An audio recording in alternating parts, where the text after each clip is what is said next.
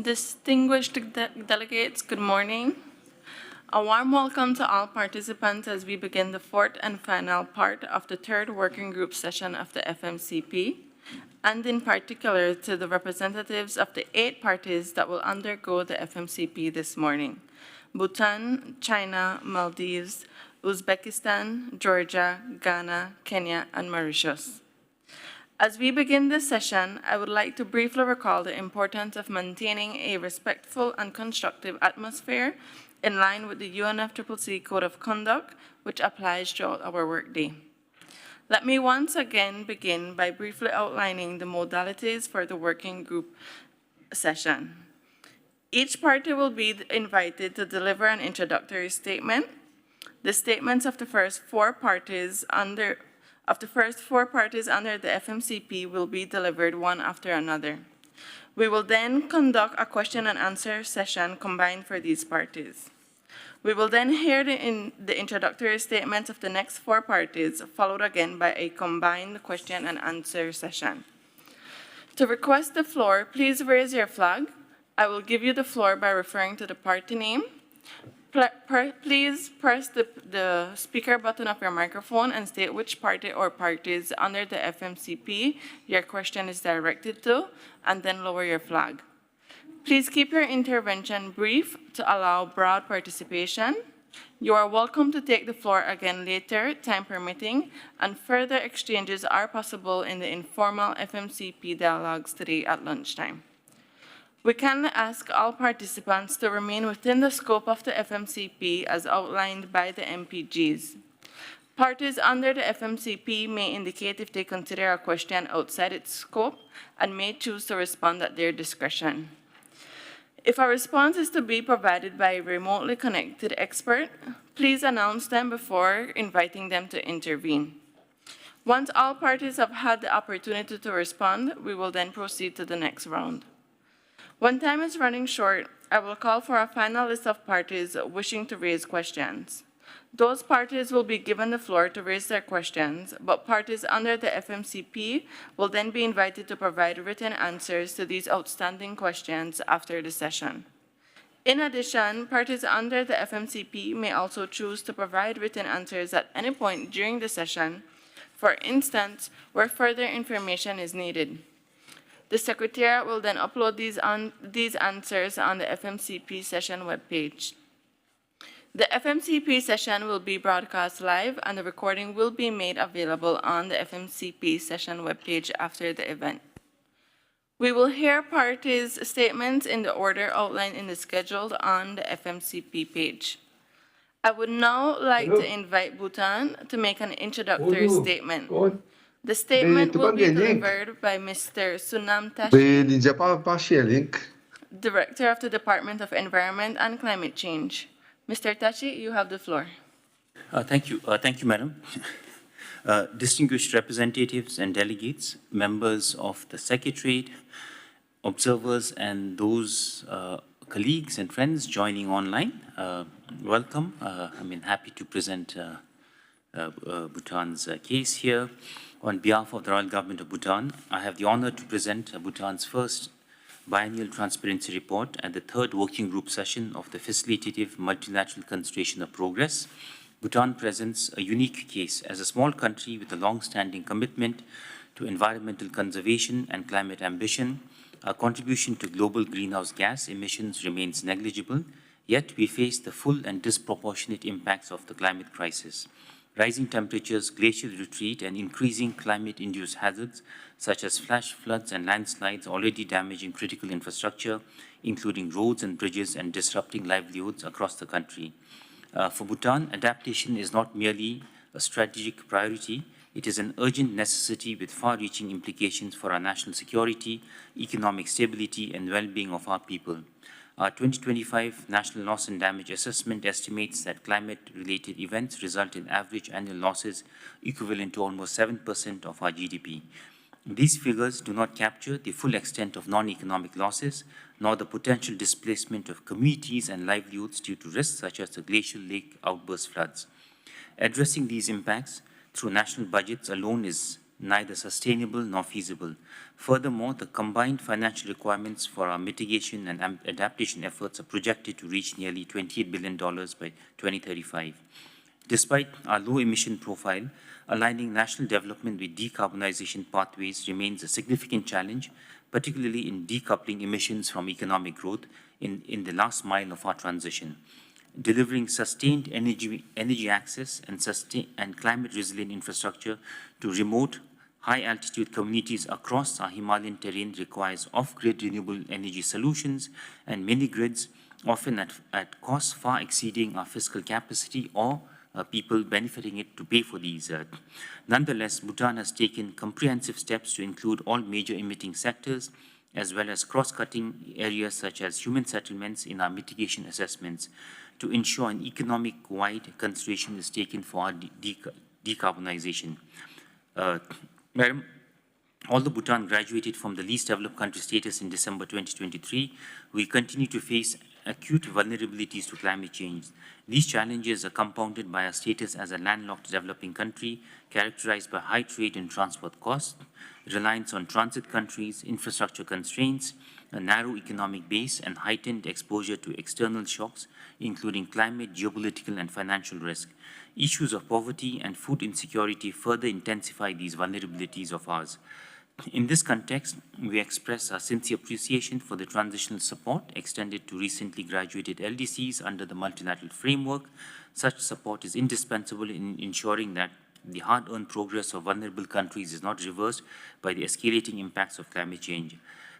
As Bhutan advances the implementation of its third nationally determined contribution, or NDC, we intend to use the findings and insights from the BTR to enhance our planning, strengthen institutional capacities, and to refine our policies to target both mitigation and adaptation outcomes.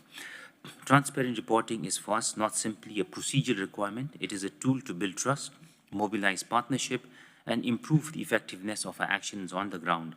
In that spirit, Bhutan calls upon the international community to match our ambition with adequate, predictable, and accessible support in climate finance, technology transfer, and capacity building. We particularly emphasize the need for simplified access to finance for highly vulnerable, capacity-constrained countries and for support mechanisms that recognize the high cost of climate action in mountainous and geographically challenging contexts.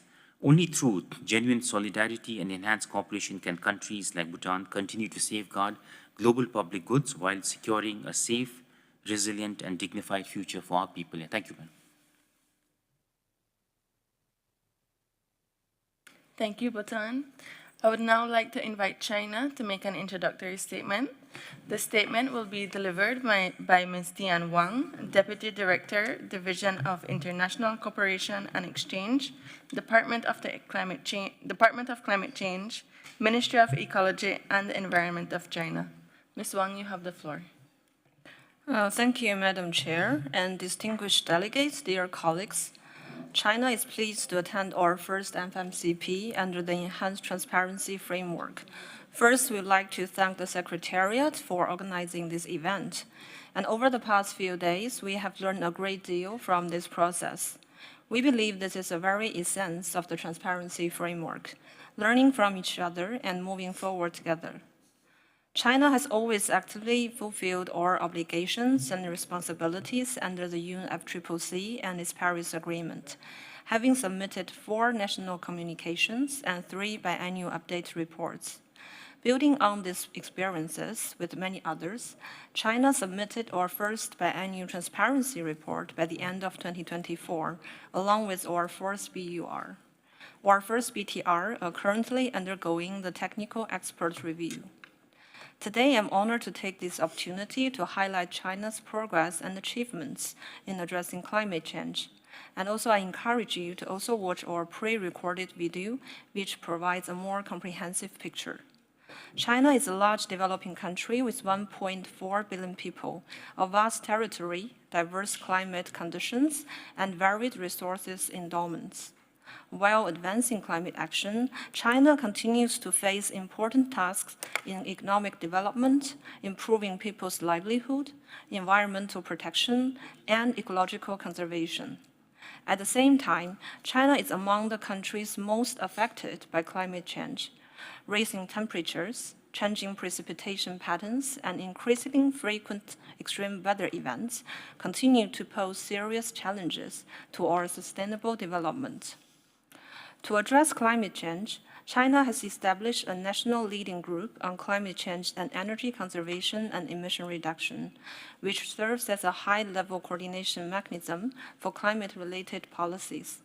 Ministry of Ecology and Environment is responsible for coordinating climate change response and emission reduction efforts, including developing NDCs and compiling transparency reports. In October 2021, China updated our NDC, setting out our carbon peaking and carbon neutrality goals, along with specific targets on carbon intensity reduction, share of non-fossil fuels in energy consumption, forest stock volume growth, and installed wind and solar power capacity. To achieve these targets, China has developed a 1+N policy framework covering all major sectors, including energy, industry, construction, and transportation. In the energy sector, China has built the world's largest and fastest growing renewable energy system. By 2025, total installed renewable energy capacity reached 2,340 gigawatts, accounting for 60% of total installed capacity. Approximately now, 40% of electricity consumed comes from renewable resources, half of which comes from wind and solar. China also built the world's largest and most complete new energy industry chain, exporting wind and PV products to more than 200 countries and regions worldwide.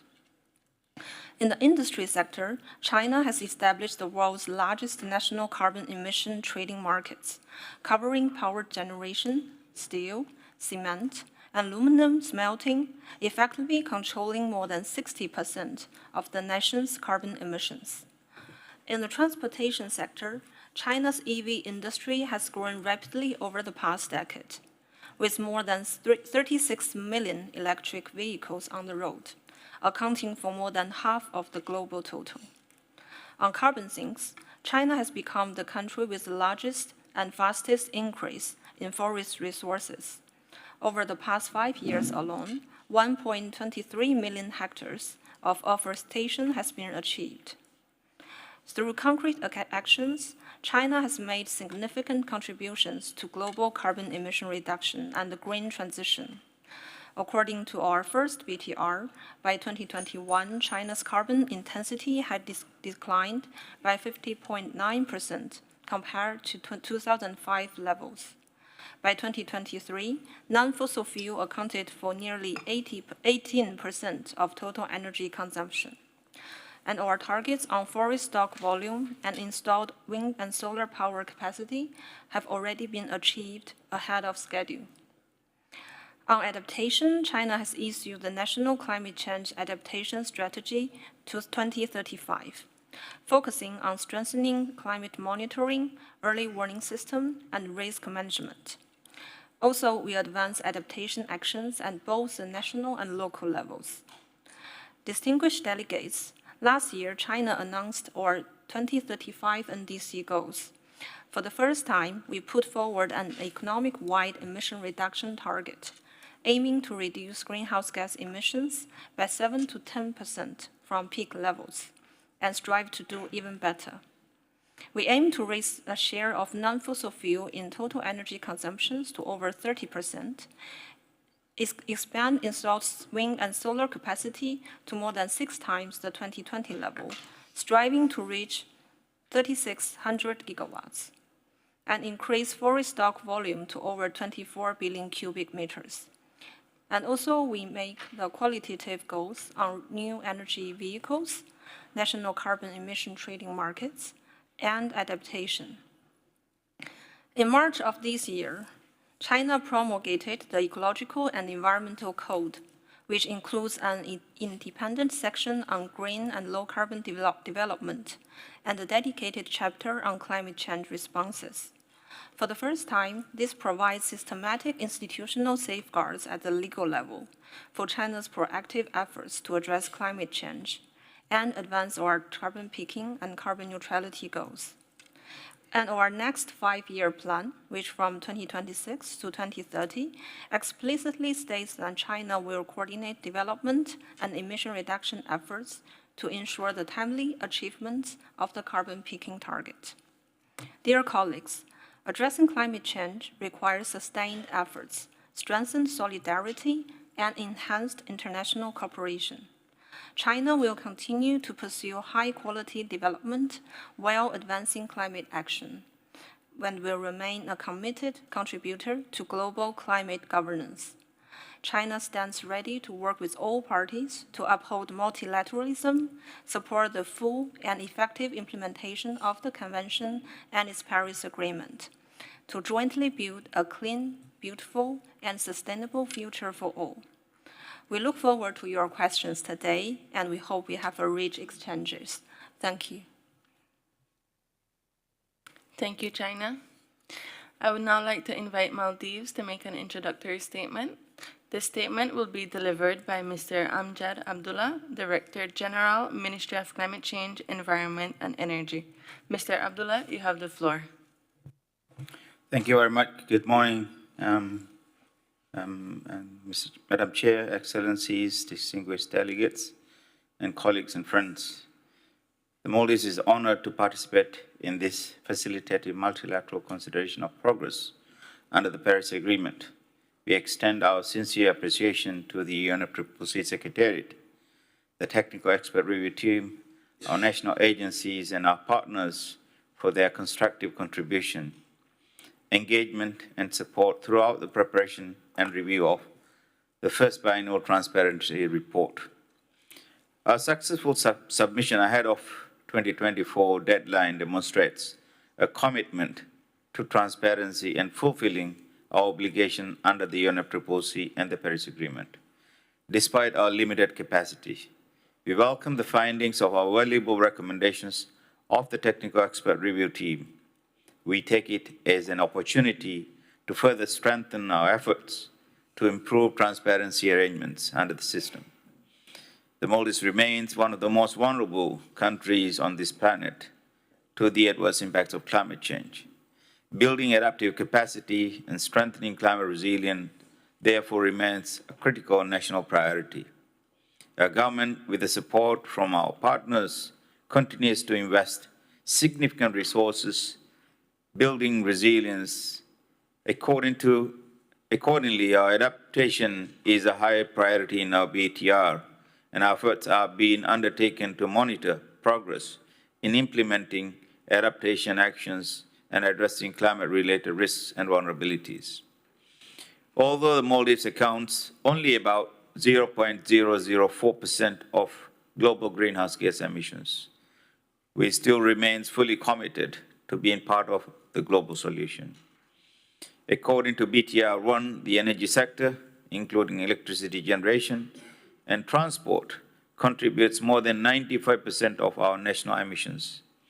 While this sector is vital to our economy, lives, and livelihood of our people, our dispersed geography necessitates isolated power generation systems and inter-island maritime transport, resulting in costly services. Limited land availability also places critical energy infrastructure near shores, leaving it highly vulnerable to the adverse impacts of climate change. Despite these challenges, Maldives has made significant progress throughout a coordinated, multi-sectoral approach. Installed solar PV capacity reached 68.5 megawatt peak, and the government has pledged to generate 33% of electricity from renewable energy by 2028. Energy efficiency measures including FAHI-led program, the Hakatari Appliance Labeling Program, and voluntary guidelines for energy efficiency buildings. Feasibility studies on hydrogen as an alternative fuel and resource assessments for ocean energy are underway. Policy and regulatory interventions, including import duty exemptions for renewable energy equipments, are creating an enabling environment for low-emission development pathways. However, significant challenges still remain in accessing the necessary and predictable financial support, technology transfer, and capacity building. Further efforts are also required to improve data availability and strengthen institutional and technical capacity. Adequate and timely support for the BTR progress is therefore critical to sustain our transparency arrangements. Strengthen national reporting systems and ensure that the Maldives can contribute to fulfill its reporting obligations under the enhanced transparency framework. The Maldives approaches this FMCP in a spirit of openness, mutual learning, and collaboration. Through transparency, we can strengthen ambition, build confidence, and accelerate collective action towards achieving our ultimate goal. Thank you very much. Thank you, Maldives. I'd now like to invite Uzbekistan to make an introductory statement. The statement will be delivered by Mr. Faruk Satarov, Director of the National Center for Climate Change under the National Committee on Ecology and Climate Change of the Republic of Uzbekistan. Mr. Satarov, you have the floor. Thank you, Madam Chair. Good morning, distinguished experts, ladies and gentlemen. On behalf of Republic of Uzbekistan, I am pleased to participate in this facilitative multilateral consideration of progress under the Paris Agreement. First of all, I would like to express our appreciation to the UNFCCC Secretariat and the technical expert review team for their constructive engagements throughout the review process of Uzbekistan biennial transparency report. Uzbekistan views transparency as the cornerstone of effective climate actions. We remain committed to fulfilling our obligations under the enhanced transparency framework and to continuously strengthening our national system for monitoring, reporting, and verification. Climate change poses significant challenge to Uzbekistan and the wider Central Asian region. Rising temperatures, water scarcity, land degradation, and glaciers melting continue to affect ecosystems, economic development, and well-being of our population. These challenges underscore the importance of ambitious climate action and resilient building efforts. In the recent year, Uzbekistan has integrated climate priorities into its national development agenda and accelerated the implementation of its national determined contribution. Under its updated NDC, Uzbekistan has committed to reducing greenhouse gas emissions per unit of GDP by 50% by 2035 compared to 2010 levels. This target reflects the outcomes of the first global stocktake and demonstrates our commitment to progressively enhanced ambitions under the Paris Agreement. We have already achieved ahead of schedule our previous target of reducing emissions intensity under the NDC 2.0 by 35%, and we are now implementing measures to achieve our updated commitment. A key focus of our mitigation efforts is the energy sector. Uzbekistan is rapidly expanding renewable energy through large-scale solar and wind projects. Under the leadership of His Excellency President Shavkat Mirziyoyev, Uzbekistan has placed climate action at the heart of its national agenda. Guided by strategic vision, we are pursuing ambitious and concrete goals.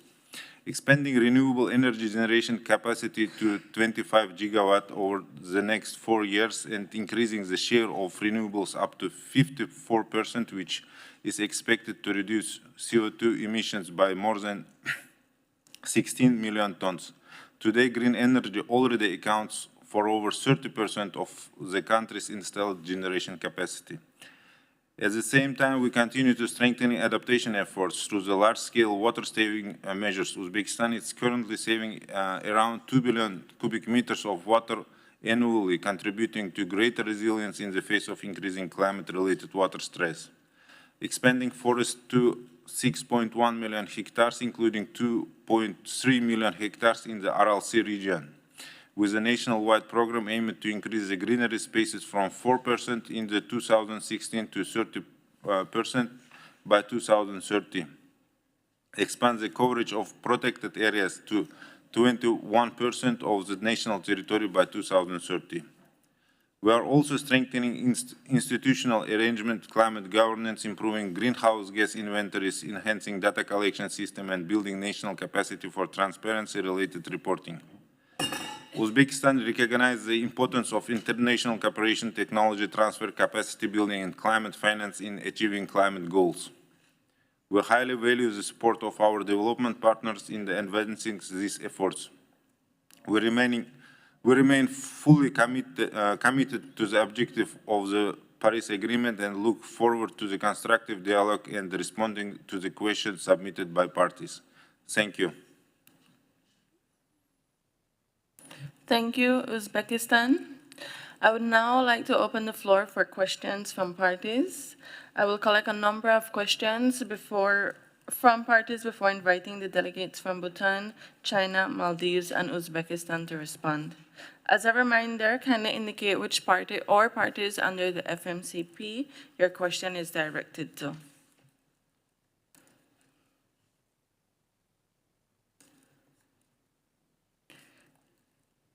United Kingdom, you have the floor.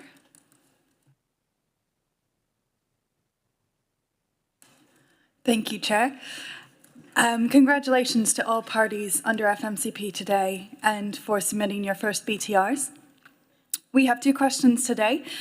The first for China. We note and congratulate you on your plan to shift towards country-specific emission factors.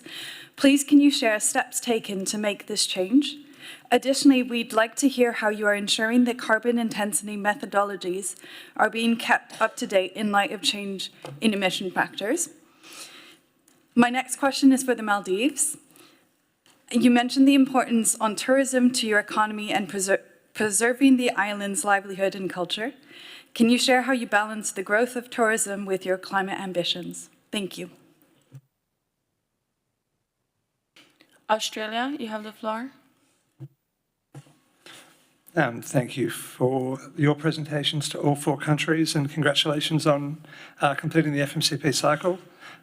We have questions for Bhutan and for China. Bhutan is to be congratulated on its net carbon neutrality. What policies and measures has Bhutan found to be most effective under its human settlements, low emissions development strategy so far? And to China, Australia congratulates China for its work to reduce emissions and welcomes our deep cooperation on transparency, including the bilateral workshop held in late May between our experts, which I attended, and so did some of China's representatives in the room here. Our question relates to the increase in renewable energy use. What have been the most successful policies in this increase, and what lessons can China share from their successes? Saudi Arabia, you have the floor. Thank you, Chair, and congrats to all parties for submitting their first BTR and going through this FMCP. We have two questions. The first is for Bhutan. So Bhutan identified a range of mitigation opportunities across transport, industry, energy, and agriculture. Could Bhutan elaborate on the technologies it considers most critical for achieving its climate objectives and the challenges associated with accessing them? My second question is for China. So China presented a comprehensive institution framework involving multiple ministries, technical institutions, and sectoral working groups. Could China share the lessons learned from establishing and maintaining these institution arrangements, particularly those that have been most important in supporting effective climate policy implementation and transparency reporting? Thank you. Malawi, you have the floor. Good morning. Thank you very much, chairs.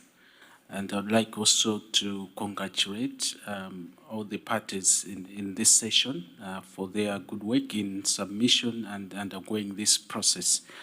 I also have two questions. The first one goes to Bhutan. I'd like to join the Australia for congratulating Bhutan for carbon neutrality in 2022. And this indeed is despite them having a pressure to develop and graduate from the LDC. So they also just recently graduated, but they're able to maintain the carbon neutrality. So Bhutan, can you share some challenges, lessons learned, and additional support required to maintain this status of carbon neutrality while you are ensuring that you remain on course for sustainable development, noting that, for instance, your greenhouse gas emission profile, the IPPU sector is the highest emitting. So what additional support do you require for you to make sure that you remain on course of carbon neutrality? The second question goes to China. We have appreciated in China's establishment of one of the world's largest carbon market systems, which is comprising both the national ETS and the CCER market. Could China share how these market mechanisms are contributing to NDC implementation? What challenges have been encountered in ensuring environmental integrity, but also effective sectoral participation in these market mechanisms? And what lessons may be useful for other developing countries considering similar approaches? Thank you. New Zealand, you have the floor. Thank you, Chair. Congratulations to all parties on submitting your first BTR and undergoing the FMCP. My question is for China. How does China manage the transition to a more renewable energy system to avoid disruption to industrial users? Thank you. Okay, colleagues, we'll take this first set of questions. I'll give you a few minutes, and once you're ready, if you could just indicate to me to respond, and I'll call on you. Thank you.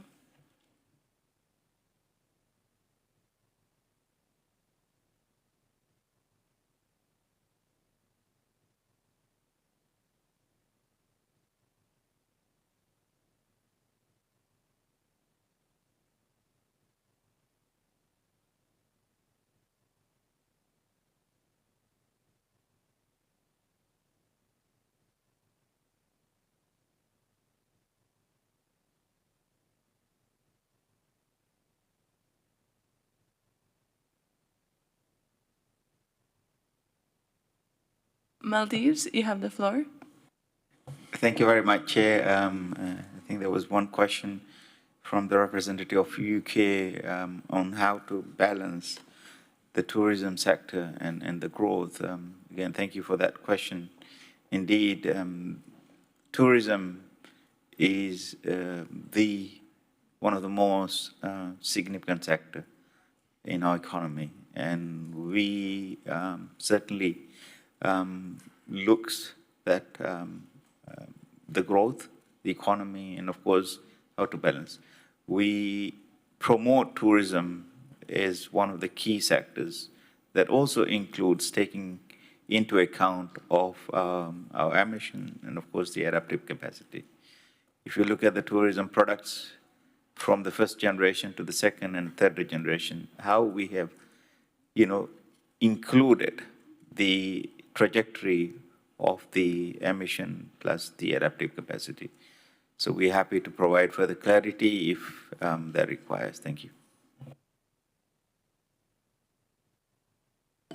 Thank you, Maldives.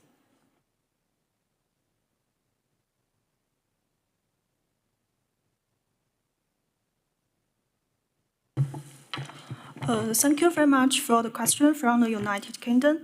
And for the emission factors, we have established the National Greenhouse Gas Emission Factor Database, and we have organized and carried out development and updating of our localized emission factors.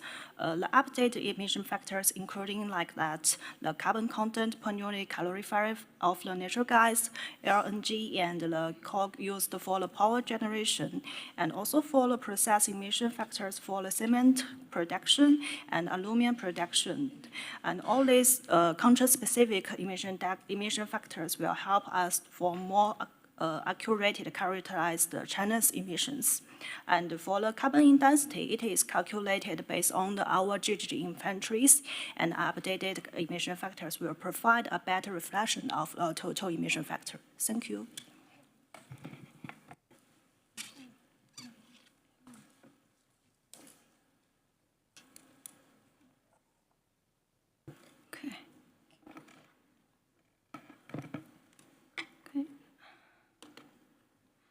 Okay, we would like to thank Australia for proposing the question. And we would like to share China's renewable energy policy, the most successful policies and lessons learned. So China's experience demonstrates that renewable energy development requires a comprehensive and coherent policy framework instead of a standalone policy. And China has established a multi-level governance system based on the energy law and renewable energy law, supported by medium and long-term planning, market-oriented reforms, financial incentives, and enabling infrastructure policies. And through coordination action across government, industry, and society, China has successfully promoted both large-scale renewable energy bases and distributed renewable energy development. And regarding the lessons learned, we have learned that energy transition policies are most effective when they are aligned with national circumstances and development priorities. Renewable energy development should safeguard energy security, support economic growth, and improve people's well-being. And long-term policy certainty, strong institutional arrangements, technological innovation, infrastructure investment, and public participation are all critical to achieving sustainable and inclusive energy transition outcomes. And regarding questions from Saudi Arabia, China has already established its transparency implementation mechanisms, and our lessons learned is that we have to combine the technical support and the administrative support. And our practice is to divide the preparation working group into specialized subgroups, and each led by relevant departments, ensuring clear data ownership and streamlined cross-ministerial coordination. And each subgroup is responsible for specific reporting modules, including all the elements set out in the MPGs. Thank you. Thank you. Thank you. I'd like to thank the question from Malawi on our emission trading markets. We'd like to share that actually China's experience demonstrates a very strong legal foundation. It's critical for carbon market development. And we have established a multi-layered policy system and anchored by the interim regulations on the administrations of carbon emission trading and reinforced by over 30 institutional and technical specifications. And one of our very key principles is, as Malawi pointed out correctly, is we have a dual market structure. One is a compliance market, and it drives mandatory emission reductions in major industries. While we have another CCER markets that mobilize broader participation through voluntary projects. So this design, actually, we emphasize the principle of uniqueness, authenticity, and conservativeness to ensure the high quality carbon credits. And regarding the participation, actually after 4 years of operations, our compliance market has achieved stable performance, now covering approximately 3,300 key emitter entities in the power generation, steel, cement, and aluminum smelting sectors. And all of these sectors already covered more than 60% of China's total carbon emissions. So that forms a very solid foundations for our national determined contributions. And also for the lessons learned, and also something we can share with other developing countries. First, we want to emphasize the data quality is the central part of the ETS. So actually, we have a multi-layered policy and institutional system, provides a binding legal framework for data quality, ensuring that all covered entities must follow standardized procedures for monitoring, reporting, and verifications.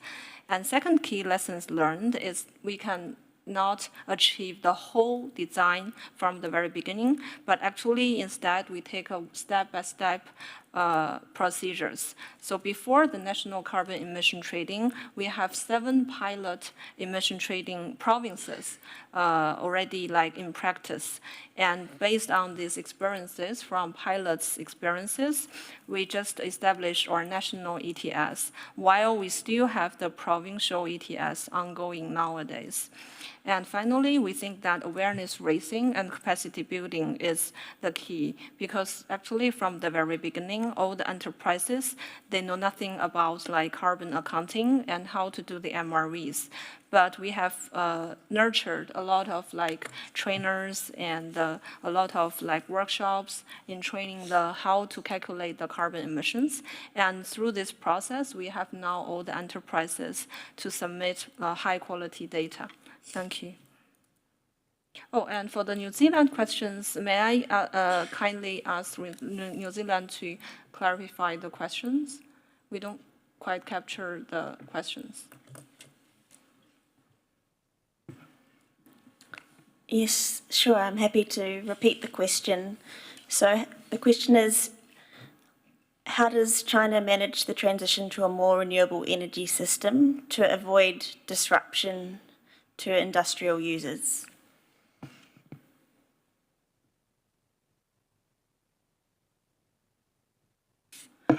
Thank you, New Zealand, for your clarification, and thank you for your question. And regarding this, we believe that the key point is to align the renewable energy development with the economic growth development, and they are mutually reinforced rather than contradictory. And we have pursued renewable energy development in a manner that safeguards energy security, supports economic growth, and improves people's well-being. At the same time, China has fostered the development of renewable energy industries, creating new growth drivers, employment opportunities, and technological innovation. So as a result, renewable energy development has become an important contributor to China's high-quality development and green transition. So our experience demonstrates that climate action can create opportunities for sustainable growth when it is integrated into broader national development strategies. Thank you. Thank you, China. Bhutan, you have the floor.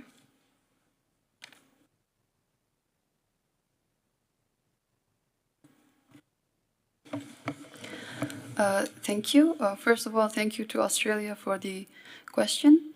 The low-emission development strategies in human settlements is a great example of cross-sectoral collaboration for emissions reduction, encompassing the departments of energy, human settlements, infrastructure development, and waste management.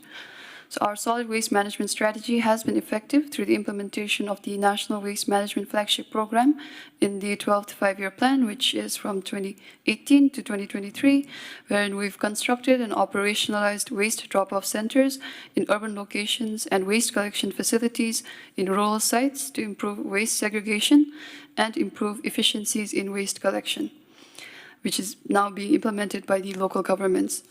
We've also received great feedback from the public on these initiatives, but we still require more waste collection vehicles and waste treatment and recycling facilities to fully close the loop in our efforts towards a circular economy. On the energy front, we've considered energy security for households and demand-side management through energy efficiency measures like promoting improved cook stoves, developing energy audit and reporting guidelines, and the energy efficiency codes of practice. We've also piloted the concept of solar prosumers so that households can not only secure energy, but also sell it to the national grid if excess is being produced. The pilot has been successful, and we're looking to upscale this initiative. We're also installing rooftop solar PVs on institutions around the country, including the campus of the Ministry of Energy and Natural Resources. After successfully piloting our solar water heating systems, we are now upscaling the distribution through a cost-sharing mechanism. To kickstart the implementation of our third NDC, we are currently updating this 2021 low-emission development strategy for human settlements, as well as those for surface transport, food security, and industry, to align our mitigation strategies with our ambitious 2025 21st Century Economic Roadmap of Bhutan.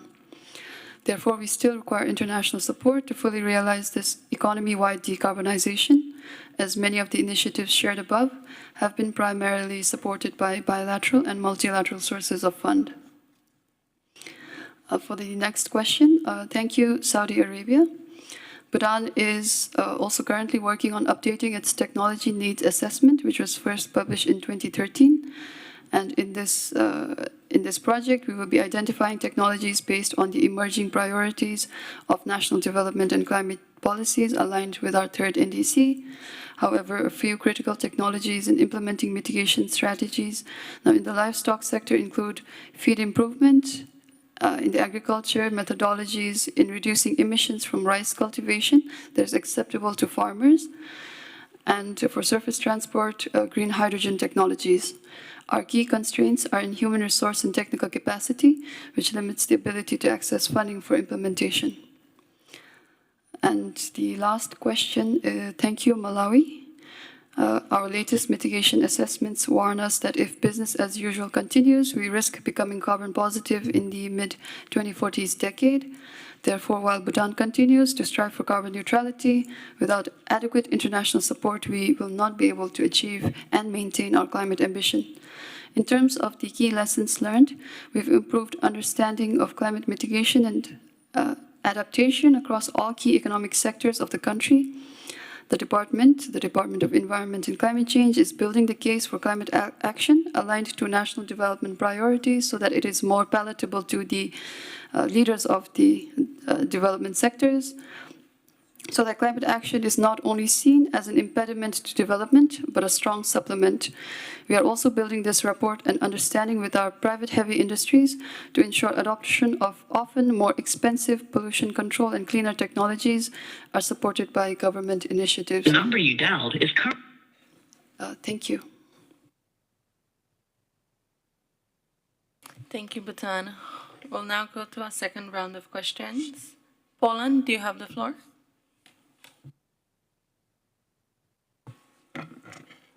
Thank you, Chair. Congratulations to all parties for their first PTR. We'd like to thank you for the comprehensive presentations and for your insightful statements today. I have a question to Uzbekistan. The Poland notes that Uzbekistan's aims for a 25% share of renewable electricity generation, but the BTR indicates that the share in recent years was still below the 2019 baseline. Could Uzbekistan elaborate on the measures that are taken to meet the 25% target? And could you indicate what challenges you face in doing so? Thank you. Thank you, Poland. Czechia, you have the floor. Thank you, Chair. And Czech Republic would like to congratulate also all the participants here. We have a question for China. Czech Republic notes that China has had large reforestation projects in the past. In the CRT table 10 for trends, sector 4A forest land sink has increased 59% to the base year.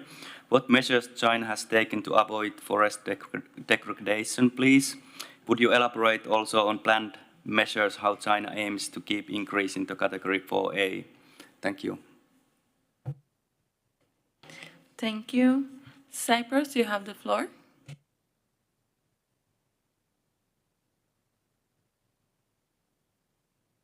Oh, is it the European Union? You have the floor.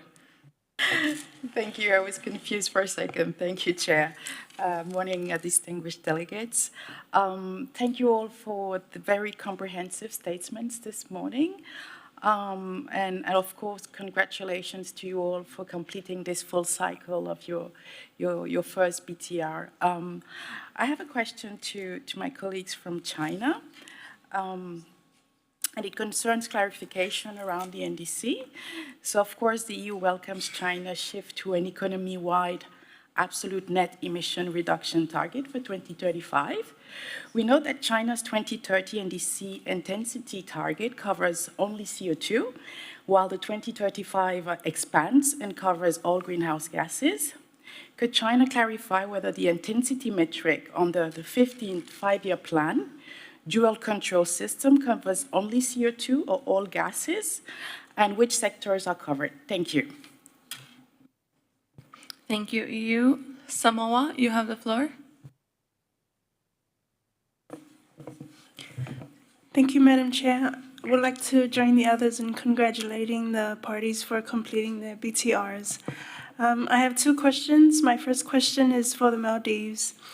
In your presentation, you highlighted challenges related to sustaining transparency arrangements.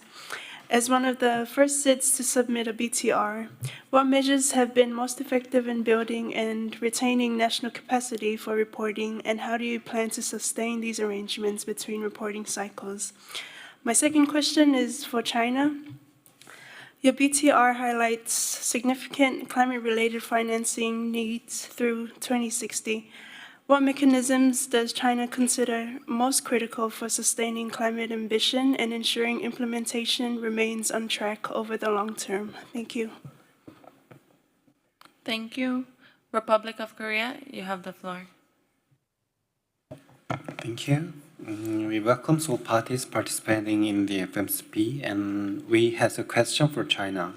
We appreciate China's detailed response to our written question on the carbon market. To build on that, could China share how its national ETS and CCER market differ and complement each other, and whether China has any plans to link these markets with international carbon markets under the Article 6 of the Paris Agreement? Thank you. Netherlands, you have the floor. Thank you, Chair, and congratulations to all the parties for completing their cycle, submitting their first BTR. I've three questions, one for Bhutan, one for China, and one for the Maldives. To Bhutan, you mentioned that you consider cooperative approaches under Article 6 as an important instrument to raise mitigation ambition. You also welcome opportunities to participate. Could Bhutan indicate what projects are being considered and what their status is? And for China on renewable energy, well, China's BTR shows well, quite an impressive development of renewable energy deployment and already exceeded the 1,200,000,000 gigawatts of the NDC target. And could you elaborate on how this has translated in a reduction on the use of fossil fuels, and also how you will ensure that the capacity of renewables keeps increasing to the 3,600 gigawatts target mentioned in your new NDC? Thank you so much. Thank you. So we'll take these questions. Parties, when you're ready, if you could let me know, and then you can respond. Maldives, please. Thank you very much. Question from a colleague from Samoa on the challenges for sustaining the capacity. Again, in our PTR, I think it is also highlighted the multi-sectoral approach with the sectoral lead agencies and technical working groups are in place. The challenge still remains maintaining this, these capacities.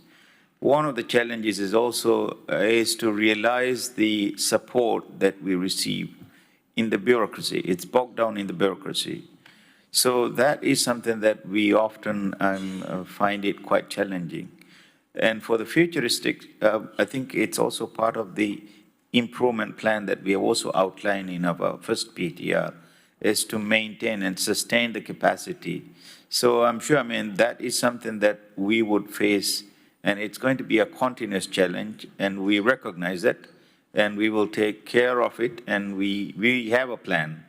And I hope that's also something that our colleagues from Samoa can also learn from us. Thanks. Thank you, Maldives. China, you have the floor.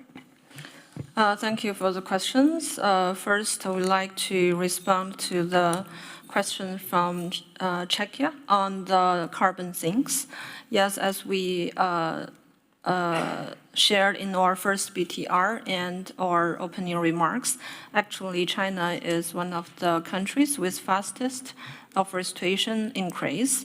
And it actually attributes to several factors. So first, we have the policy framework on the whole forestry and natural resources. For examples, we have enacted like the Wetland Protection Law and the 14th five-year plan for forestry and grassland protection development. And also we have the implementation plan for ecosystem carbon sink capacity consolidations. It all highlights the leading role of forest carbon sinks. And also we have a very fast growing afforestations. For example, from the 2020 to 2012, we have completed 14.2 million hectares of afforestations and 9.11 million hectares of grassland improvements. And also, because China is a very big country, we also do the pilot demonstrations on some forest management and also the forest carbon sequestration projects. And also we have CCERs on the carbon sinks. And also on the ecological restorations and also the natural parks, we have a comprehensive plan on that. And finally, we also have science and technology support research on the carbon sinks. So based on that, we have a comprehensive mechanism for the carbon sinks, including like the forestry, the wetlands, the grasslands, and the nature conservations. And next to the questions from European unions, as you correctly pointed out, we have shifted from the carbon intensity target to the economic-wide greenhouse gas emission reductions. Actually, it goes smoothly from our carbon peaking target to our carbon neutrality goals in 2060. And actually, although we have a specific target on carbon intensity from our last NDC, but actually our NDCs from the first time cover all sectors. But only for other sectors, we don't have a mandatory carbon target. But actually, we have the policies and measures covering all sectors, including not only energy industry, but also agriculture and forestries. And now for the non-CO2, although we don't have a specific targets for the non-CO2 in next 5 years, but we already have issued a national action plan on non-CO2, especially the methane and nitrous dioxide.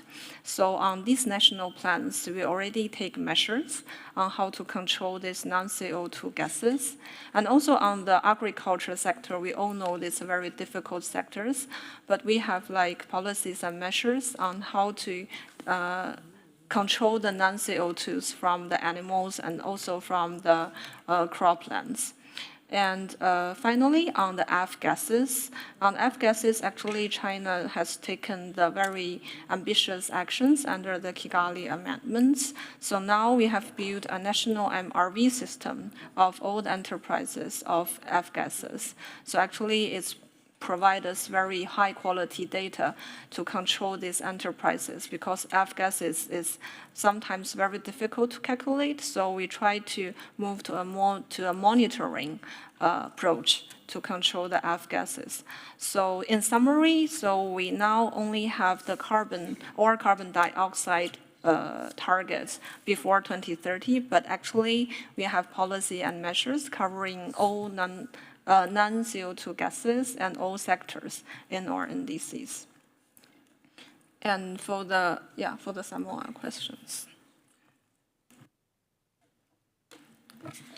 Thank you, Samoa, for your question.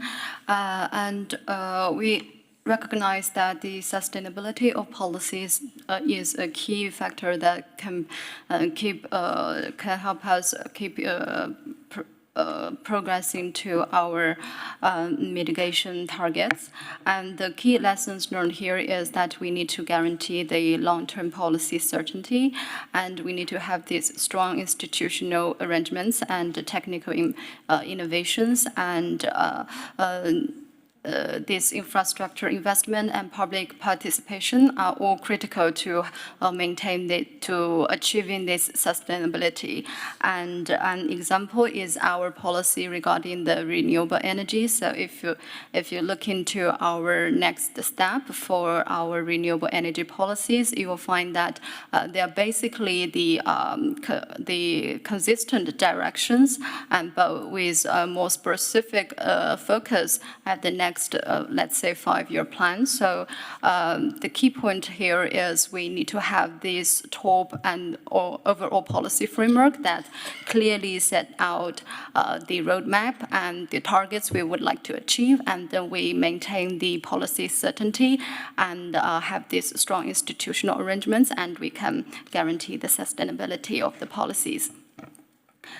And yes, thank you. And to the question from Korea, and I'm happy to share more our experiences and lessons on the two markets. And especially, I think most of our colleagues here are very familiar with the compliance markets. So I think I want to stress more on our CCERs. So actually, this two market structure is something very creative from China. And for the compliance markets, it's very easy to understand. It's like you just give allowances to those industries and you keep a limit on how they could emit. But on the CCER, it's actually more to encourage a wider range of sectors and enterprises to participate in this greenhouse gas emission reductions. And actually, this is a very useful and important policy instrument to support our carbon making targets and carbon neutrality goals. And it's to complement the national carbon emission trading markets. And actually, we have the voluntary markets support some key areas, including renewable energy, ecosystem carbon sinks, methane emission reductions, and energy efficiency improvements. So you can see some of the CCER methodologies covers the areas, may not be in the areas of the compliance carbon markets. And till the end of last year, China already issued 12 new methodologies of CCER covering the above-mentioned areas. And also in design this voluntary market system, we have taken into account both alignment with some international operational rules of China's domestic management realities. And the key is to emphasize the additionalities. So we encourage to emission reduction of these additionalities. And this is also committed to generating internationally recognized high-quality carbon credits. And on the international market with Article 6, like many others, China attaches great importance to the development of our carbon market and mechanisms to achieve our national carbon goals. And for the carbon Article 6, actually, we are now actively studying and advancing work related to cross-border tradings. And now domestically, we have experts groups working on the Article 6. And also, we are following very closely on the 6.2, 6.4 methodologies and see how it could be aligned with our credits methodologies. And hopefully in the future, we can somehow participate in the international market. Thank you for the questions. Okay. And for the question raised by Netherlands, thank you for your question. Yes, China have achieved its NDC goals for wind and solar target ahead of the schedule, and it's due to multiple factors, including the strong policy commitment and long-term planning that have provided a clear direction for the investment and development. And also we have this continuous technological innovation and industrial upgrading. And also we have established large-scale renewable energy bases and distributed renewable energy projects, and these continuous improvements in grid infrastructure. And we think the NDC also, this achievement of this NDC target also reflect our efforts in the reduction of fossil fuels, and it's so you can tell that by the end of 2025, the installed renewable energy capacity have reached 2.34 billion kilowatts and accounting for around 60% of total installed power generation capacity. And our combined wind and solar capacity have also reached approximately 1.84 billion kilowatts and exceeding our coal-fired power capacity for the first time. The green electricity now accounts for nearly 40% of national electricity consumption. And we believe these achievements have clearly demonstrates China's sustainable development and the reduction of the fossil fuels. Thank you. Thank you, China. Uzbekistan, you have the floor. Thank you, Poland, for this important question. Indeed, during the BTR1 reporting period, the share of renewable electricity generation remained below the level required to achieve our long-term goals. This is largely because most large-scale renewable energy projects were still under construction and had not yet entered commercial operation. To address this, Uzbekistan has undertaken an unprecedented scale-up renewable energy deployment through the public-private partnership. Since 2021, the country has launched a portfolio to utilize solar and wind projects with the leading international investors. These projects are now being commissioned in phase and are expected to sustainably increase renewable electricity generation over the coming years. Our current objective is more ambitious than the earlier target of 25% share. Uzbekistan plans to expand renewable energy capacity and increase share of renewables in electricity generation up to 54% within the next 4 years. Today, green energy already accounts for more than 30% of country installed generation capacity. The main challenges include the time required to develop and commission large infrastructure projects, while strengthening grid infrastructure and storage capacity to integrate variable renewable energy, mobilizing long-term investment and ensuring energy security while responding to rapidly growing electricity demand. We believe that progress already achieved and projects currently under the implementation place Uzbekistan on a strong pathway toward meeting and exceeding its renewable energy targets. Thank you one more time. Thank you, Uzbekistan. Bhutan, you have the floor. Thank you, Netherlands, for the question. Regarding this, Bhutan, we have published our positive list for the carbon market activities in 2025, and covering the 7 broad areas like agriculture, energy, forestry, livestock, transport, waste, and industries. And in 2026, we have further expanded this list and then covering to the targeted areas. For example, under the energy, the development of renewable energy projects in hydropower, wind, solar, and under the waste, we have waste to energy, landfill management, waste energy, and under the transport law or transport sector with the alternative fuel and electric and hydrogen, and under the agriculture and the forestry, agroforestry, sustainable agriculture, afforestation, reforestations, and the livestock sectors.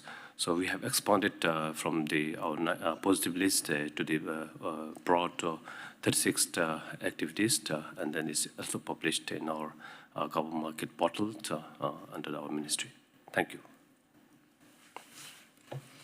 Thank you, Bhutan. We will take a few more questions and we'll see if time permits. Otherwise, we might ask the parties to respond in writing. But first, let's start with Germany. Yeah, thank you, Chair, and good morning to all distinguished delegates. First of all, congratulations to Bhutan, China, and Maldives and Uzbekistan for their first BTR.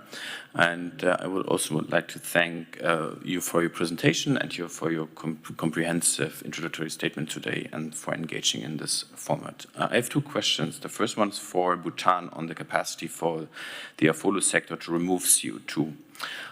We note that Bhutan's AFOLU sector is one of the key sources for emissions and removals of CO2. In the BTR, you stated, you indicated that to maintain and conserve current forests and protected lands. You also indicate that the climate change poses significant threats to the forest. Could you elaborate on how Bhutan addresses these risks and upholds the capacity of the AFOLU sector to remove CO2 in the future? And the second question goes to the Maldives on the development of renewable electricity production. We note that the Maldives aims to produce 33% of its electricity from renewable energy sources by 2030. Could you share what the progress is up to now and what challenges remain to achieve this target? Thanks a lot. Thank you, Germany. We will now go to Canada. You have the floor. Thank you, thank you, colleagues, and congratulations to all parties on your BTR ones. We have two questions. First one for Bhutan and the second one for China. For our colleagues in Bhutan, and actually this question is similar to Germany's question. In your presentation, you highlighted that adaptation priorities include the risk of forest fires. Could you please discuss the risk of forest fires for Bhutan's carbon neutrality NDC and what needs you may have to mitigate this risk? And our second question is for China. So firstly, thank you very much for responding to our written questions. In China's BTR1, you highlight that China is accelerating its transition from a coal-dominated energy structure to a green and low-carbon energy structure, as you've highlighted, and many of those successes here already. We would like to ask if you could please provide an update on the remaining role of coal in China's energy mix and key lessons from the transition away from coal in the energy sector. Thank you. Thank you, Canada. Cook Islands, you have the floor. Thank you, Madam Chair.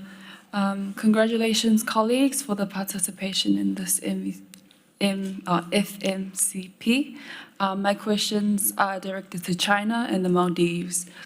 As a fellow small developing island state, Maldives, we commend you on the successful submission of your BTR.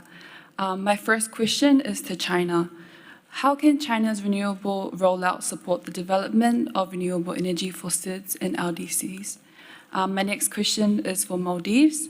Could the Maldives elaborate on the methodologies used to assess adaptation outcomes in sectors such as coastal protection, water security, and food security? And how does the Maldives assess the resilience benefits of renewable energy deployment, particularly for remote island communities? Thank you, Chair. Thank you, Cook Islands. Japan, you have the floor. Thank you, Chair. Japan also would like to congratulate you on the successful first BTR submissions. And Japan has a question for Uzbekistan. In Uzbekistan's greenhouse gas inventory, the agriculture sector represents the second largest share after the energy sector. At the same time, it appears that relatively few policies and measures have been reported for this sector in BTR. So in this context, we would appreciate it if you could share a bit more about what policies and measures are currently being implemented or are under consideration to address emission in this agriculture sector. Thank you. Thank you, Japan. Colleagues, because of time, we'll ask the parties under the FMCP to provide the responses in writing. The Secretariat will share the transcript with you, so you have the questions, and then the Secretariat will also post the answers to the FMCP webpage. Okay, thank you. Thank you for the questions and the responses that you provided. Please join me in a round of applause for the parties under the FMCP.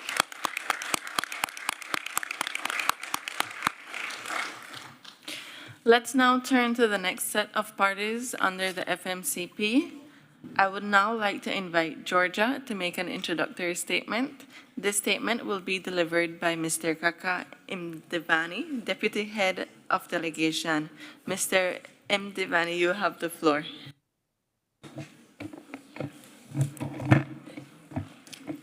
Thank you, Chair. Esteemed delegates, colleagues and friends, it is my honor to present Georgia's progress under the Facilitative Multilateral Consideration of Progress.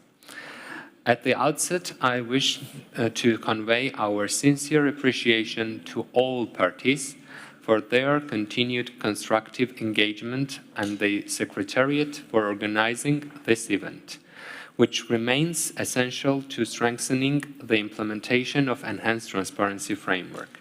Georgia approaches this process in the spirit in which it was established, as an opportunity to learning, mutual support, and collective advancement towards our shared climate goals. We regard transparency not merely as a reporting obligation, but as a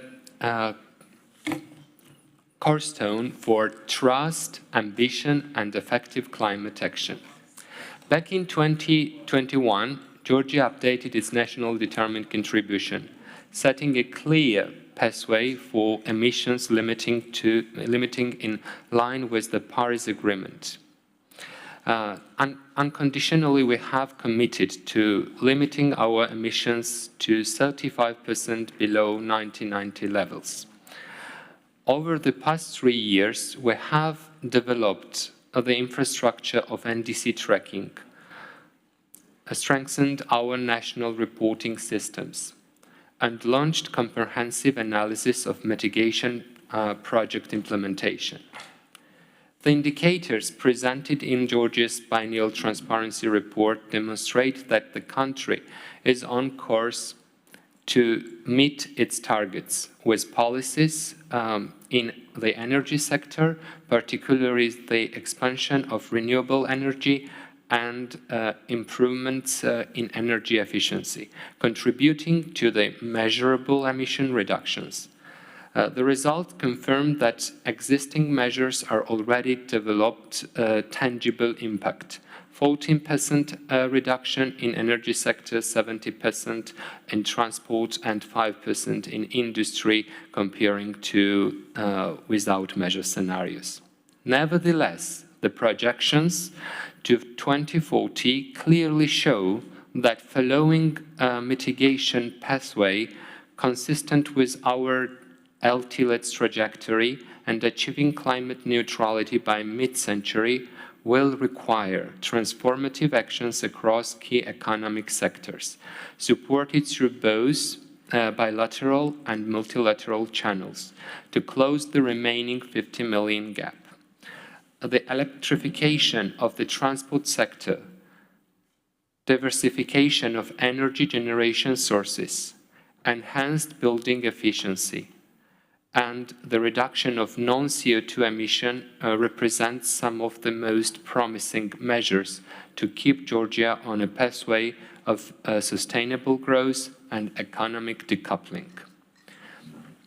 In closing, allow me to reflect briefly on the key findings from the technical review and the FMCP process. Georgia considers the technical review to be one of the most valuable instruments for strengthening our national reporting system, and we deeply appreciate the constructive engagement it fosters, providing clear guidance on our immediate priorities for improvement. We're also grateful to partner countries to their thoughtful questions and continued interest in our progress as it was obviously revealed during the Q&A process before today's session. And now we are pleased to take questions from the distinguished delegates. Thank you very much. Thank you, Georgia. I would now like to invite Ghana to make an introductory statement. This statement will be delivered by Ms. Juliana Bemba, Principal Program Officer, Climate Change Unit, Environmental Protection Agency. Ms. Bemba, you have the floor. Thank you very much. Distinguished Rapporteur to the SBI, fellow parties, good morning. Good morning, colleagues. Ghana is honored to participate in this third session of the Facilitative Multilateral Consideration of Progress. We do so in the spirit in which this process was designed, not as an examination to be passed, but as an open conversation among parties about what we have achieved, where we still fall short, and how we can do better together. We thank the co-facilitators for this stewardship and those parties who submitted thoughtful written questions ahead of this session. Their questions have sharpened our reflections. Ghana submitted its first BTR as a demonstration of conviction, not merely of compliance. For a developing country, building a national transparency system is itself a development achievement. Institutions that did not exist a decade ago now produce verifiable data, sector by sector and year by year. Our BTR1 reflects that journey. A more complete greenhouse gas inventory, clearer tracking of our mitigation and adaptation actions. Transparency for Ghana is not a burden imposed from outside. It is the foundation on which credible climate action and credible climate finance must rest. On the substance of our contribution, we come before you with both progress and candor.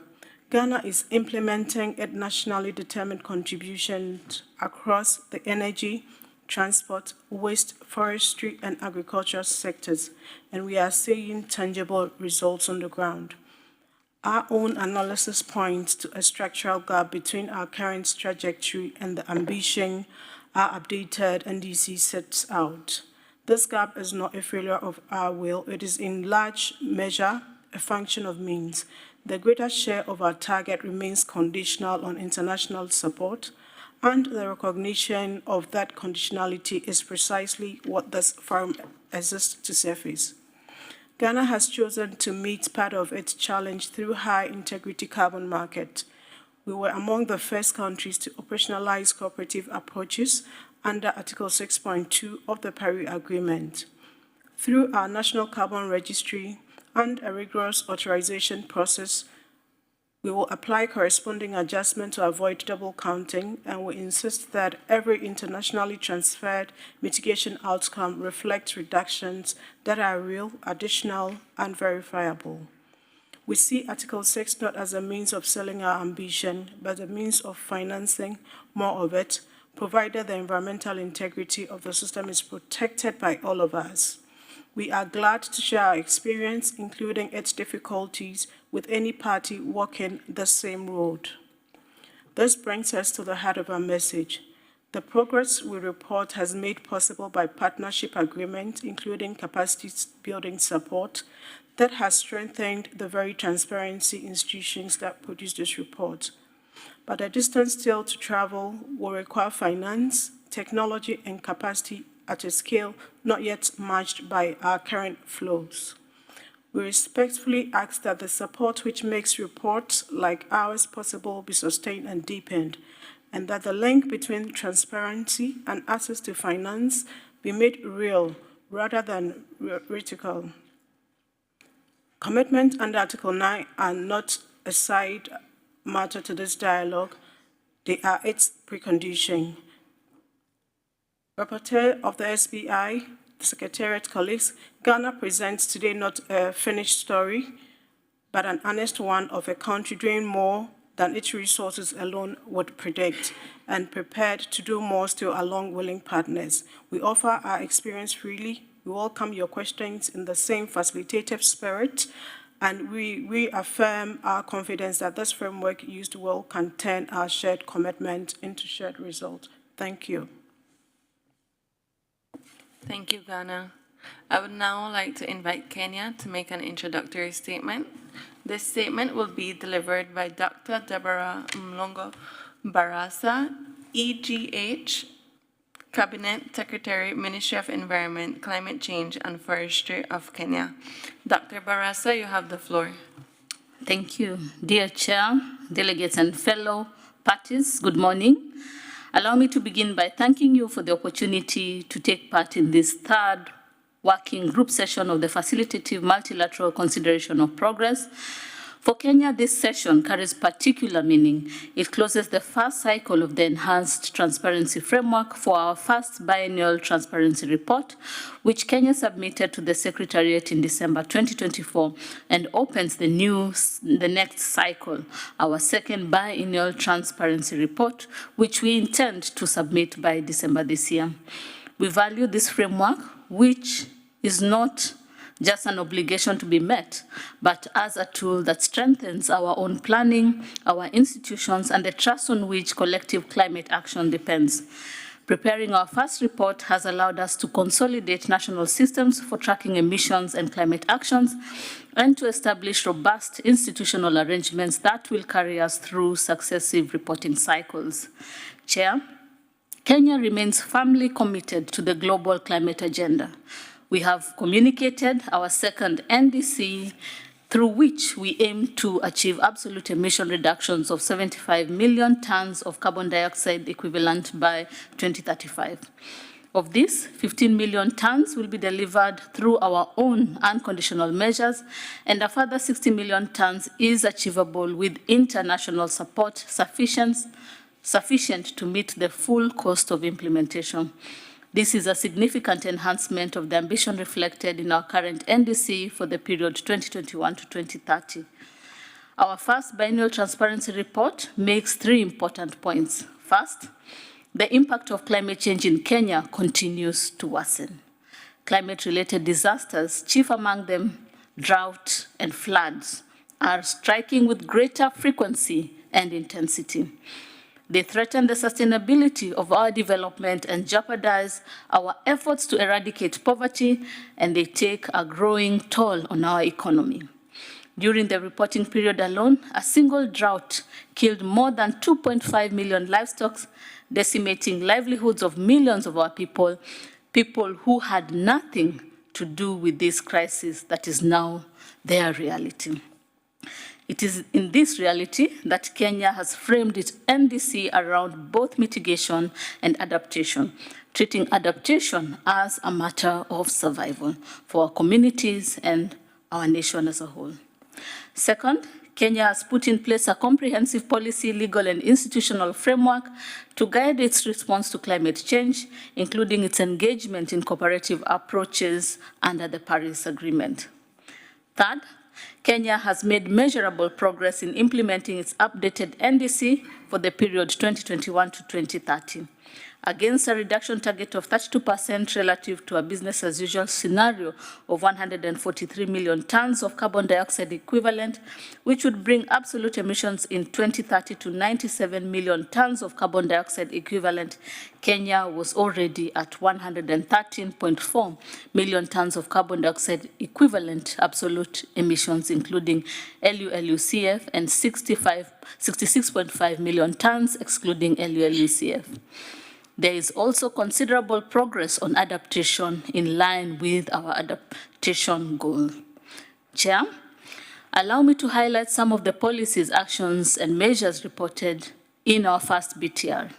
These are anchored in our sector's plan and strategies and captured in the National Climate Change Action Plan 2023 to 2027.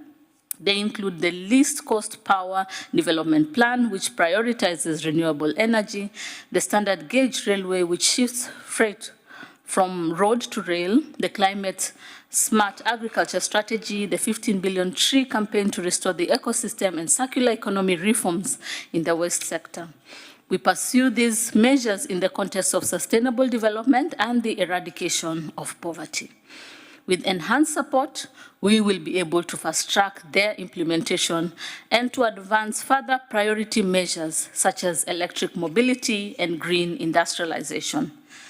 Chair, the cost of implementing Kenya's updated NDC, the $62 billion we need to fully implement the NDC, is largely dependent on international support. Disappointingly, however, we received less than 1% of the required support during the 2021-2022 implementation period, which threatens to derail our action and ambition. Kenya is on track, but staying on track depends on a progressive partnership. We call on our development partners and on the wider international community to scale up predictable grant-based finance, technology transfer, and capacity building so that Kenya's NDC is delivered in full for our people, for our region, and for the global climate. The same support that has helped us build our transparency system must now be matched by support to implement the actions those systems make visible. Kenya remains a committed and ambitious partner in the multilateral climate process. Thank you. Thank you, Kenya. I would now like to invite Mauritius to make an introductory statement. The statement will be delivered by Ms. Sarita Mihilal, Director of the Department of Climate Change, Ministry of Environment, Solid Waste Management, and Climate Change. Ms. Mihilal, you have the floor. Thank you, Madam Chair. Good morning, Chair, distinguished delegates, and colleagues. The Republic of Mauritius is honored to participate in this cycle of the Facilitative Multilateral Consideration of Progress. First, I wish to express our appreciation to the UNFCCC Secretariat and to the Technical Expert Review Team for the support they provided during the BTR preparation and the review process.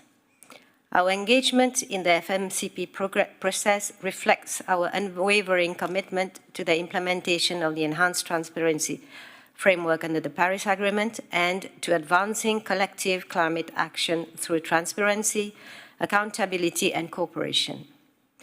Mauritius is a small island developing state located in the southwestern Indian Ocean. Our territory comprises the islands of Mauritius, Rodrigues, Agaliga, Saint-Brandon, and the Chagos Archipelago. With a land area of approximately 2,000 square kilometers and a population of 1.2 million people, Mauritius is among the most densely populated countries in the world, with around 620 inhabitants per square kilometer. Although our contribution to global greenhouse gas emissions amounts to only 0.01%, our geographic and ecological characteristics make us exceptionally vulnerable to the impacts of climate change. We are already experiencing accelerated coastal erosion, degradation of coral reefs ecosystems, changing rainfall patterns, and increasingly intense tropical cyclones. For Mauritius, climate action is not merely a policy choice. It is a matter of resilience, sustainability, and survival. Despite significant resource constraints, Mauritius has remained steadfast in strengthening its climate transparency framework. We elected not to avail ourselves of flexibility provisions and successfully submitted our first BTR in December 2024. Subsequently, in September 2025, we submitted our third nationally determined contribution, informed by the modalities, procedures, and guidelines, and the outcomes of the first global stocktake. We are currently preparing our combined fourth national communication and second biennial transparency report with a view to submitting both by the end of this year. Our latest greenhouse gas inventory covering 2024 indicates that the energy sector accounts for 78% of national emissions, largely due to our historical dependence on imported fossil fuels and growing economic activities. The waste sector is the second largest source of emissions, followed by the industrial processes and product use and agriculture sectors. Nevertheless, Mauritius remains firmly committed to decoupling economic growth from greenhouse gas emissions. Our climate policies and measures are focused on accelerating the transition to renewable energy, strengthening waste management and circular economy practices, improving industrial efficiency, and promoting climate-smart agriculture. Gradually but steadily, we are moving away from a business-as-usual trajectory and progressing towards a more sustainable development pathway consistent with shared socio-economic pathway 1. In 2022, Mauritius achieved a 10% reduction in greenhouse gas emissions compared to the business-as-usual scenario, driven primarily by the increased deployment of solar energy and a reduction in coal use for electricity generation. Mauritius set an ambitious target to reduce greenhouse gas emissions by 40% by 2035 in the NDC3. This commitment is underpinned by our objective to generate 60% of electricity from renewable sources and to completely phase out coal from our energy mix. To achieve these goals, we are scaling up investments in solar, wind, and biomass technologies. On the adaptation front, Mauritius is piloting nature-based solutions in land use systems for productive and resilient ecosystems. This initiative, supported by the GEF, aims to combat ecosystem degradation, mitigate the impacts of climate change, and strengthen food security. Moreover, to date, approximately 80% of our seagrass ecosystems have been mapped, and these critical habitats are now legally protected under the Fisheries Act 2023. These blue carbon ecosystems serve as a dual purpose. They sequester carbon while also strengthening coastal resilience against storm surges and other climate-related hazards. While we take pride in these achievements, the implementation of our NDC continues to impose a substantial financial burden. The direct economic costs associated with climate impacts have increased dramatically in recent years, placing growing pressure on our national resources and development priorities. Mauritius also faces structural challenges in accessing concessional climate finance due to its classification as an upper-middle-income country. This categorization fails to adequately reflect the acute climate vulnerability and exposure faced by SIDS. To fully realize our climate ambitions, Mauritius requires enhanced access to predictable and adequate climate finance, targeted technology transfer, and sustained capacity building support. We also urgently need technical assistance to modernize our electricity grid to accommodate variable renewable energy sources, as well as advanced modeling and monitoring tools to better assess ocean acidification and the rapid degradation of coral reef ecosystems. To conclude, Mauritius warmly welcomes this interactive MFCP dialogue. We regard this process as an invaluable platform for sharing experiences, fostering mutual learning, strengthening multilateral trust, and building meaningful partnerships. Mauritius remains fully committed to contributing to global climate action and to working collaboratively towards a safer, more resilient, and sustainable future for all. We thank you for your attention and look forward to addressing your questions. Thank you, Mauritius. I will now open the floor for the first round of questions. We will collect a round of questions before we invite Georgia, Ghana, Kenya, and Mauritius to respond. As a reminder, kindly indicate which party or parties under the FMCP your question is directed to. Australia, you have the floor. I think it was Austria, if I'm not mistaken. We would like to congratulate all parties on the submission of the first BTRs, the informative presentations and statements delivered today. We do have a question to Ghana. We note that Ghana's NDC target is reported to translate into a reduction of 64,000 kilotons CO2 equivalent by 2030. We understand that this target relates to the reductions to be achieved relative to cumulative baseline emissions projected for the period 2020 to 2030. However, could Ghana clarify whether the reported reduction of 64,000 kilotons is intended to represent a cumulative emission reduction over the period up to 2030 or a single-year emission reduction target for 2030? In addition to that, we also note that Ghana is currently participating in 3 cooperative approaches. In its first BTR, Ghana indicates that up to 24,000 kilotons associated with the conditional component of its NDC may be transferred as ITMOs. Could Ghana elaborate on its plans for applying corresponding adjustments and indicate when it expects to report its first corresponding adjustments in the structured summary? Thank you. Thank you, Austria. Canada, you have the floor. Thank you, and congratulations to all the parties on your first BTRs. Our question is to Ghana. Your presentation highlighted the GCARP national system to turn transparency into a routine whole-of-government practice. Could you please highlight the key lessons from how Ghana established this transparency system? Thank you. Thank you, Canada. Poland, you have the floor. Thank you, Chair. We would like to congratulate all presenting parties for submission, your first BTR. The presentations were comprehensive and the statements were very insightful, and thank you very much for that. I have a question to Kenya. Poland notes that Kenya has not developed projections for with measures, with additional measures, and without measures scenarios in its BTR. Kenya has stated that it requires capacity for developing projections and has faced difficulties in that area for the development of its BTR. The development of projections and emissions estimates for policies and measures is a key component of its implement plan. Could Kenya specify how the development of projections will take into account the economic development pathway of the country, and whether this is an area where technical assistance is already provided? And in addition, how does Kenya see the role of emissions projections in informing its economic development pathway? Thanks. Thank you, Poland.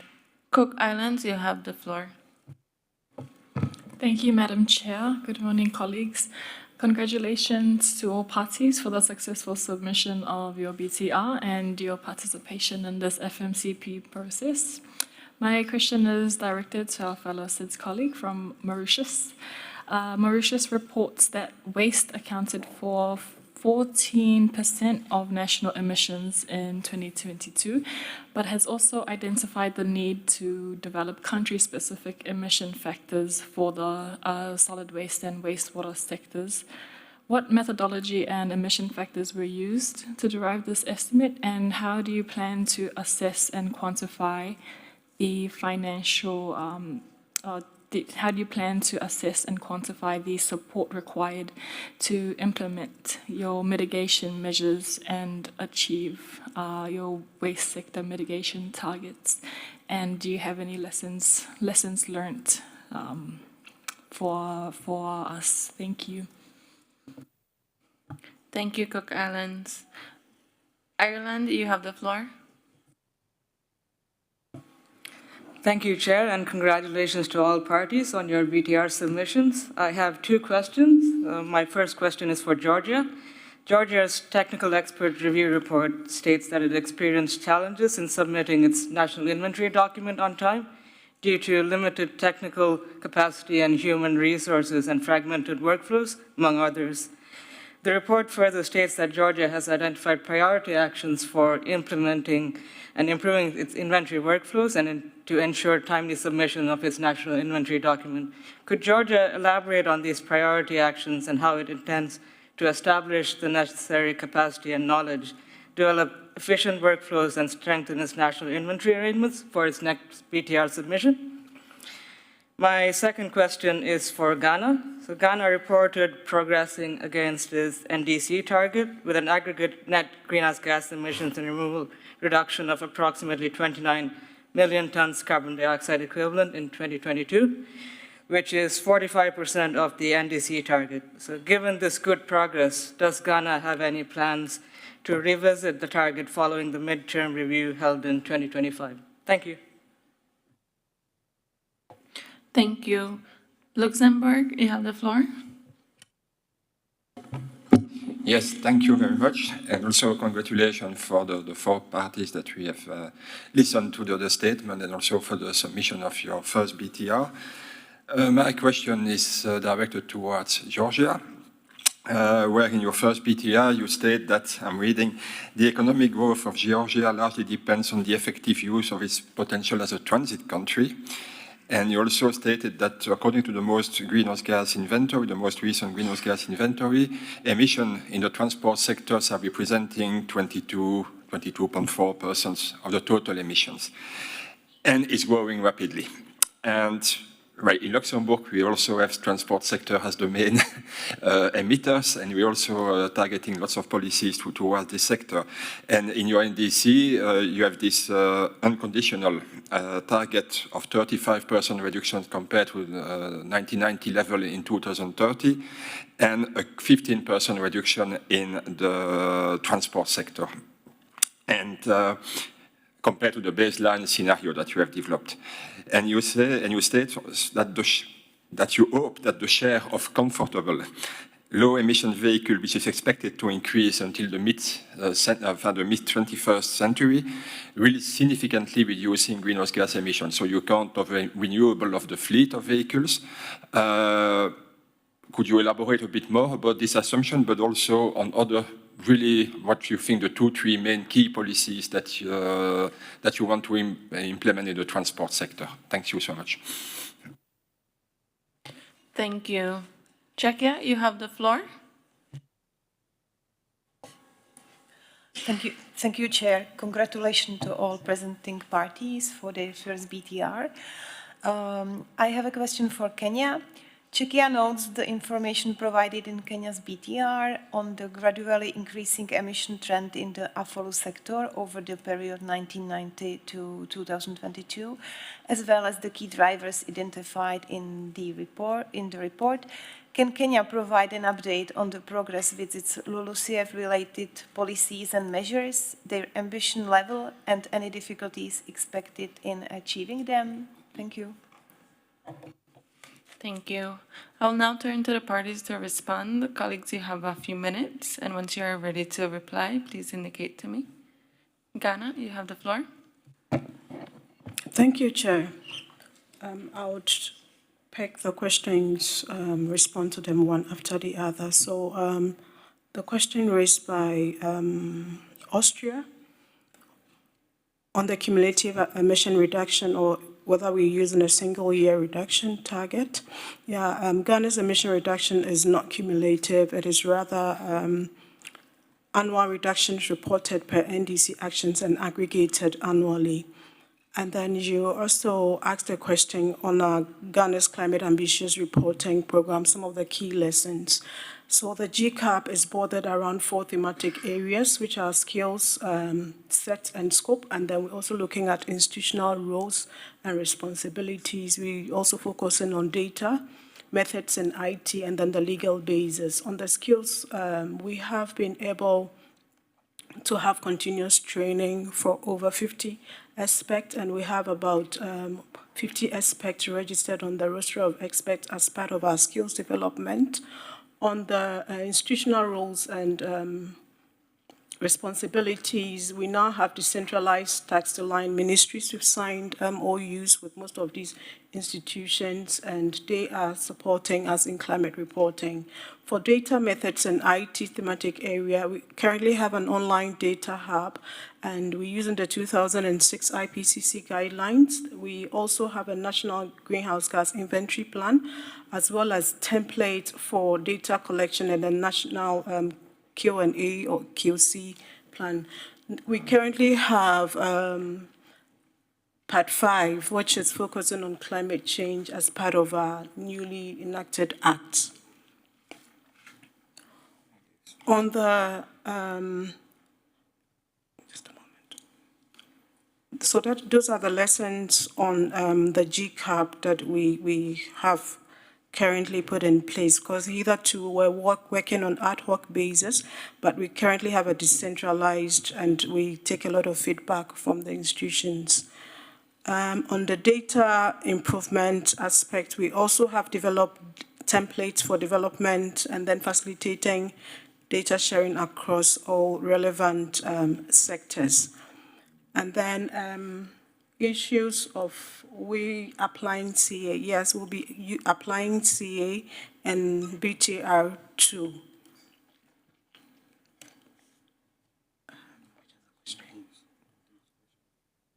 Okay, and then Maldives also asked a question whether we plan to revisit the NDC target. Yes, in the NDC2, Ghana is revising its NDC target to ratchet up to the ambition. Chair, I think these are the questions for Ghana. Thank you. Thank you, Ghana. Kenya, you have the floor. Thank you, Chair, and thanks to parties for the questions. On the question on projections, indeed, Kenya did not report projections, policies, and measures due to lack of capacity. As to how projections interplay with the economic pathway, Kenya is currently implementing a development blueprint that runs up to 2030 with a 5-year medium-term planning process. The medium-term plans mainstreams climate change in the economic policies for the different sectors. This also informs the specific sectoral policies within the context of climate change that are implemented and coordinated by the climate change units that are established across ministries, counties, departments, and agencies. In terms of whether Kenya has received support in this regard, Kenya is here to receive full support to enhance its capacity to be able to report projections, emissions policies, and plans. Thanks. Policies and measures. Thank you very much for the questions on the land use change, and forestry sector. Indeed, from the report, you realize that there is an increasing trend in terms of the emissions over the period 1990 all the way to 2022. And this is attributed to several factors. One is that the country, Kenya, there is an increase in population, and the increasing population demand for areas for settlement that in case result in conversions of grasslands to settlement. And in 2010, the country also did promulgate a new constitution that brought in the issues of devolution. And with devolution then came in the issue of urbanization, resulting in the conversion of even croplands to settlement and grassland to settlement.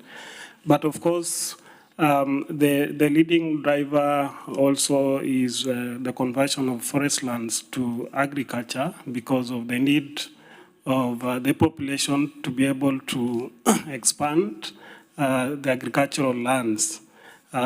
This has led to the conversions of forest lands to cropland, thus increasing the emissions overall. But in terms of what we are doing, the policies and measures, the country is currently putting in place several measures. One, as alluded by our CS in the opening statement, we are now in the process of implementing an initiative that we call 15 billion tree growing initiative, where we are aiming to restore 10.6 million hectares by way of planting trees, as well as rangeland restoration. This will in turn help in addressing issues to do with the pressures to our forest, but also increasing the sinks.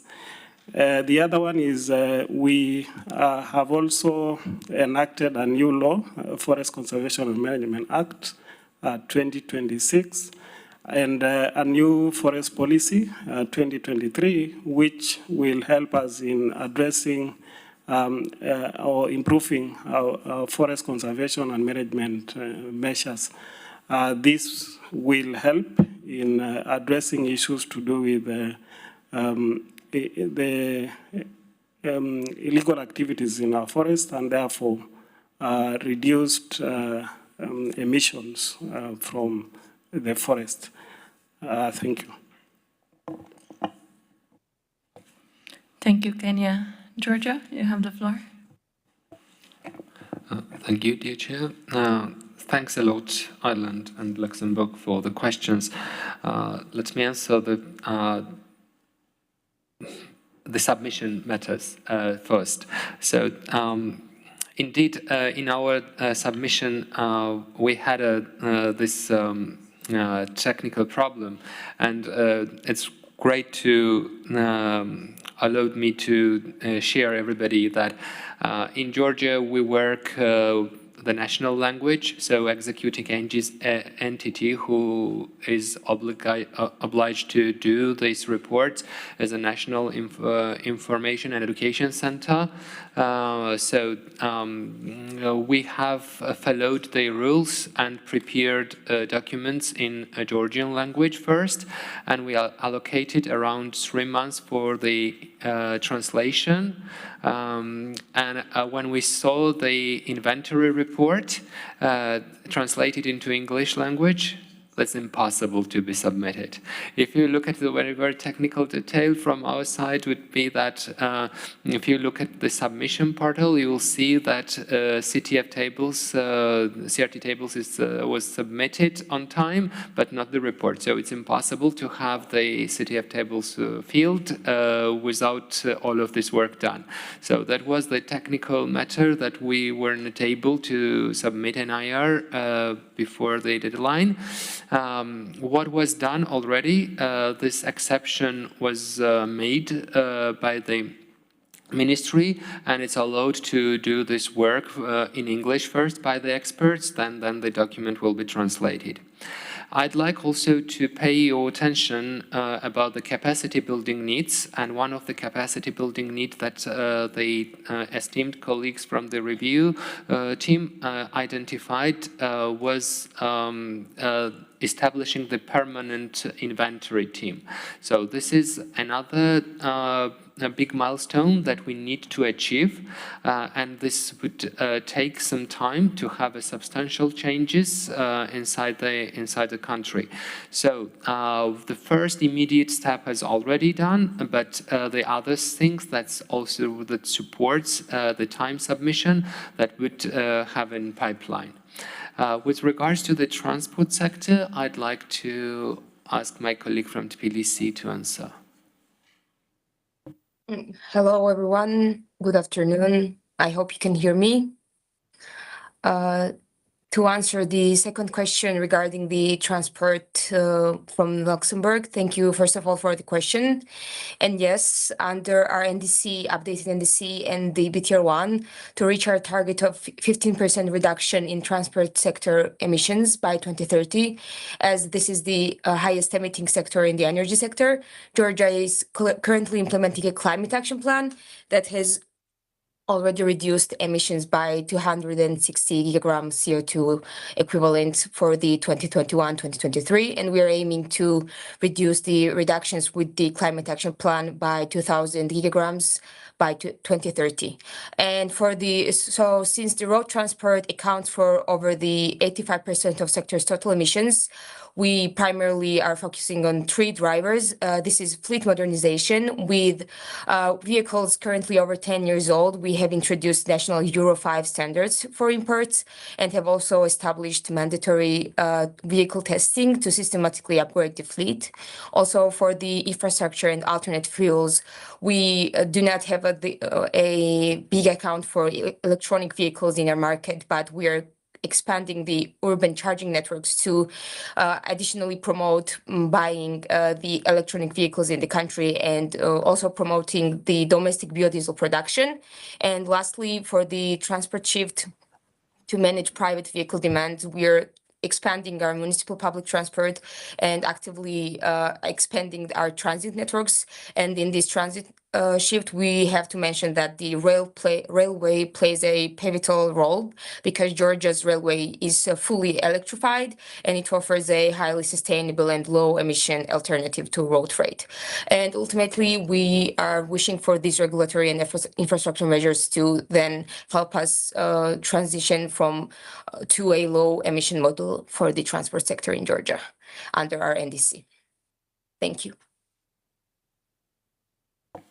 Thank you, Georgia. Mauritius, you have the floor. Thank you, Cook's Island, for your question. So with regards to the GHG emissions calculations in the waste sector, we have actually used the Tier 1 default IPCC values. We are currently undergoing the capacity building initiative for transparency in Mauritius, but the project is tackling the main sectors like energy, AFLU, and the transport sector. So we are hoping that in the next phase, the CBIT2 project, we will be developing higher level tires for emission factors in the waste sector. With regards to the solid waste sector, so in 2024, there were about 498,309 tons of waste which were landfilled. We have an estimated waste growth of 2% per annum, and based on our business as usual scenario, some 650,000 tons of waste are expected to be landfilled by 2030. So with regards to this, we have a new waste management strategy. We focus on resource recovery and the implementation. The setting up of 2 integrated waste processing facilities by 2029 will divert recyclable waste, including organic wastes. Anaerobic digestion of some 40,000 tons of organic waste will further contribute to remove methane from national emissions. Domestic funds and also international funding will be required for the implementation of these projects. Other projects alongside are the extended producer responsibility and the anaerobic digestion and waste-to-energy projects. In the wastewater sector, the Wastewater Management Authority manages the public wastewater system. Same consists of some 755 kilometers of sewer networks, 70 pumping stations, and 10 treatment plants. We have a wastewater treatment capacity of 50 meter cube, which is operational in our outer islands. So the domestic, commercial, and industrial wastewaters are collected, treated, and disposed to an environmental acceptable quality. Currently, under the business-as-usual scenario, emission from the wastewater is 218,000 tons of carbon dioxide equivalent. The reduction of methane and nitrous oxide of around 43,000 tons of carbon dioxide equivalent may be achieved by 2035, conditional upon funding of high capital infrastructure and accessibility to affordable technologies. So the lessons learned specifically in the waste sector is the private sector engagement, which is very important given that we have a strong manufacturing sector, and also they can contribute to the implementation of sustainable waste management, including recycling and other circularity measures. We are also looking into innovative financing, such as de-risking instruments for long-term investments in this sector. Thank you very much, Cook's Island. We may look forward to discuss further in the informal dialogue session. Thank you.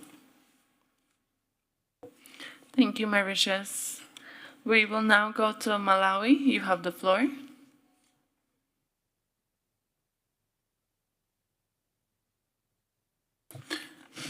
Thank you very much, chairs, for giving us this opportunity, and we congratulate the 4 parties for the presentation as well as for undergoing this important process. I have 2 questions. The first one to Georgia and then Mauritius. So to Georgia, we have identified best practices in your presentation, especially in developing projections. We have seen clearly you have the three scenarios well presented within that. Could you share lessons learned in preparing the long-term emission projections, including the sectoral tools which you used in developing some of those projections, and how these projections have informed national climate planning and policy development in Georgia? With Mauritius, we have seen that Mauritius estimates climate finance needs of approximately $6.5 billion by 2030, while only about 8.4% of these requirements have been mobilized by December 2024.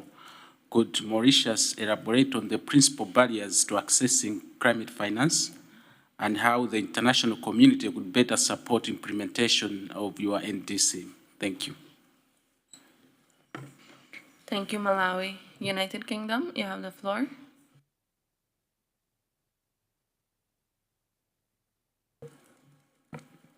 Thank you, Chair. I'd like to congratulate all parties who have submitted their BTRs today. My question is for Kenya. In your report, you mentioned the use of carbon markets to provide a potential source of finance for adaptation actions. Can you share how you are unlocking this market and what are the main barriers to achieving this? Thank you. Thank you, UK. European Union, you have the floor. Thank you, Chair. Good morning, colleagues, and congratulations to Ghana, Kenya, Mauritius, and am I forgetting one? Yes. And Georgia, of course, for your BTR and also for making it here today and for your excellent statements and presentation that you've made available. I have two questions this morning, one for Kenya and the other one for Mauritius. So I'll start with Mauritius. Mauritius has developed a biofuel policy centered on its sugarcane industry. Could Mauritius share with us this morning two key policy instruments implemented to promote biofuel and biogas-based energy and explain how these contribute to Mauritius' broader climate goal? Thank you. And now to Kenya. Kenya has a comprehensive climate legal frameworks. Could Kenya share with us how your frameworks have helped you shape your institutional arrangements leading to the submission of your first biennial transparency report? But also, we would appreciate if you could share with us lessons learned and good practices, particularly on the benefits of technical assistance in this context. Thank you.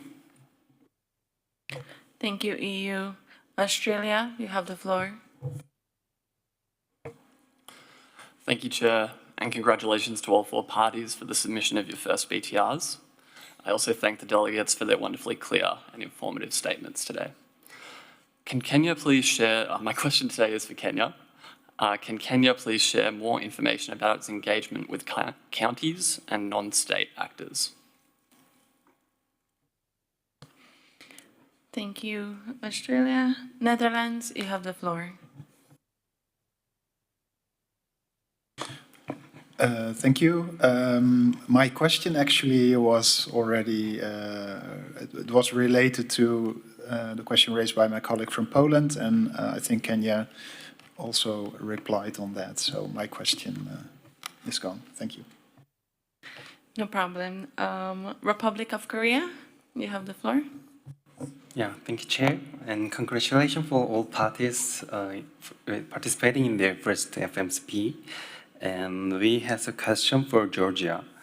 We know from Georgia's BTR and SDF that Georgia has made efforts to develop individual emission factors for the key industrial enterprises, and they has reported the achieved reduction results for 2022. So could Georgia share more details on how this process was carried out and any lessons learned that could be useful for other parties? Thank you. Thank you. And Gambia, you have the floor. Thank you, Chair. I'd like to congratulate all parties undergoing FMCP today and for submitting their first BTRs. I have two questions, one for Ghana and the other for Kenya. To Ghana, you've indicated that you launched an EV policy in 2023. Could you please elaborate on the provisions of the policy, including the duty waiver, and some of the challenges and lessons learned in implementing the policy? And for Kenya, in your BTR on the section on information on financial support received, it's indicated that the amount quoted is not representative of the full support received due to limitations in tracking various bilateral initiatives. So I just want to know some specific steps you intend to take to address this issue. Thank you. Thank you, Gambia. I will now turn to the parties for their responses.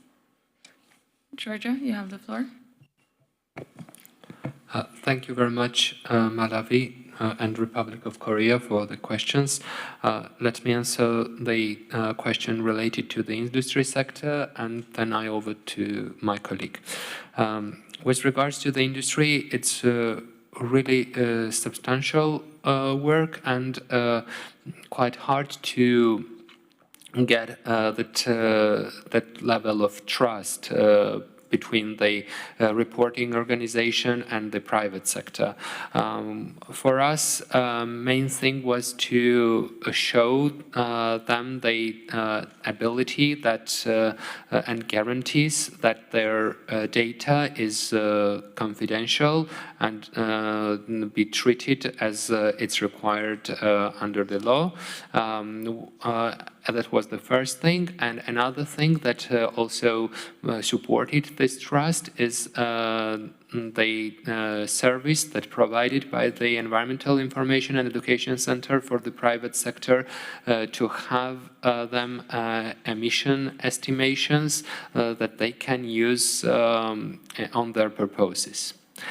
With regards to the question on the projections, I'd be happy to offer my colleague online.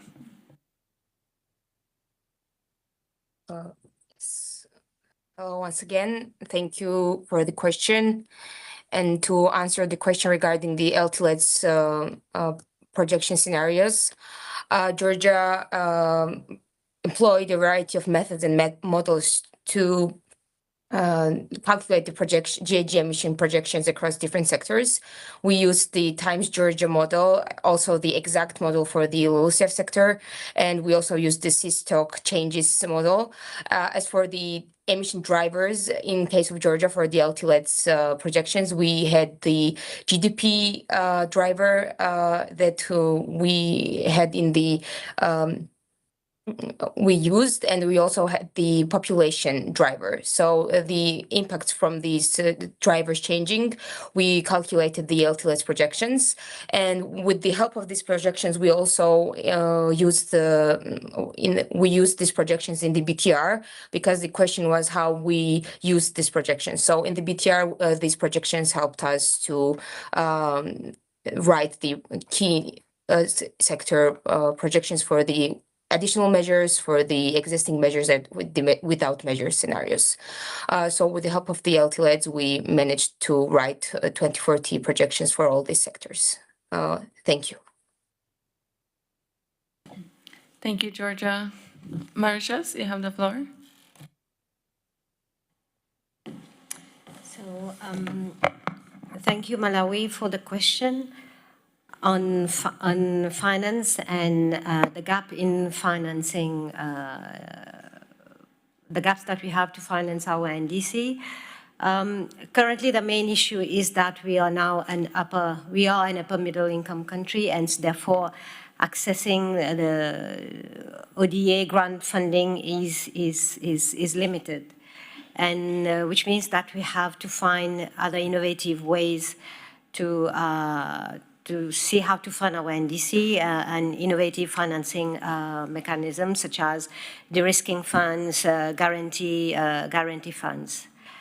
But there is also the issue of our capacity to write bankable projects, which we are trying to improve through support being provided by the Commonwealth Secretariat through its hub for accessing climate finance. But still, the size of our projects is too small, and therefore attracting the attention of donors, development partners, and implementing entities is not there, and we do find difficulties in accessing the Green Climate Fund, for instance. But on the other hand, we have made notable improvement in the climate finance ecosystem, as we have established a climate finance unit within our Ministry of Finance, which will enhance engagement with development partners in our efforts to mobilize concessional financing and technical support for climate-related projects that are ready for implementation. Our government has also allocated an estimated $1 billion USD under a climate and sustainability fund, which has been set up to support climate finance projects. And also the Climate Sustainability Fund has supported so far national initiatives to protect, manage, invest, and restore the country's natural ecosystem. This fund is partly financed through a corporate climate responsibility levy. And we have also adopted a strategic approach by prioritizing and mainstreaming of climate change in relevant budget programs through the budget formulation process and through our program-based budgeting mechanism. We have a climate and green budget tagging that has been implemented on a pilot basis. And we hope that this tracking will enhance identification and reporting of climate expenditure in the public sector. Also to increase private investment in climate resilience and to enhance financial sustainability, a number of initiatives has already been taken. For instance, the Central Bank of Mauritius has developed a framework for sustainable bonds and guidelines on climate-related and environmental financial risk management for banks and non-bank deposit-taking institutions. The issuance of green bonds hopefully will raise financing for the implementation of renewable energy projects and innovative climate-related initiatives. Additionally, the government is proposing to use the sustainable finance framework developed by our Ministry of Finance to guide the issuance of green, social, and sustainability-linked bonds and loans. And we have presently an investment plan for the NDC3, which is under finalization, where relevant financing instruments have been identified for different climate measures. Thank you. So my colleague will reply to the next question. Yes.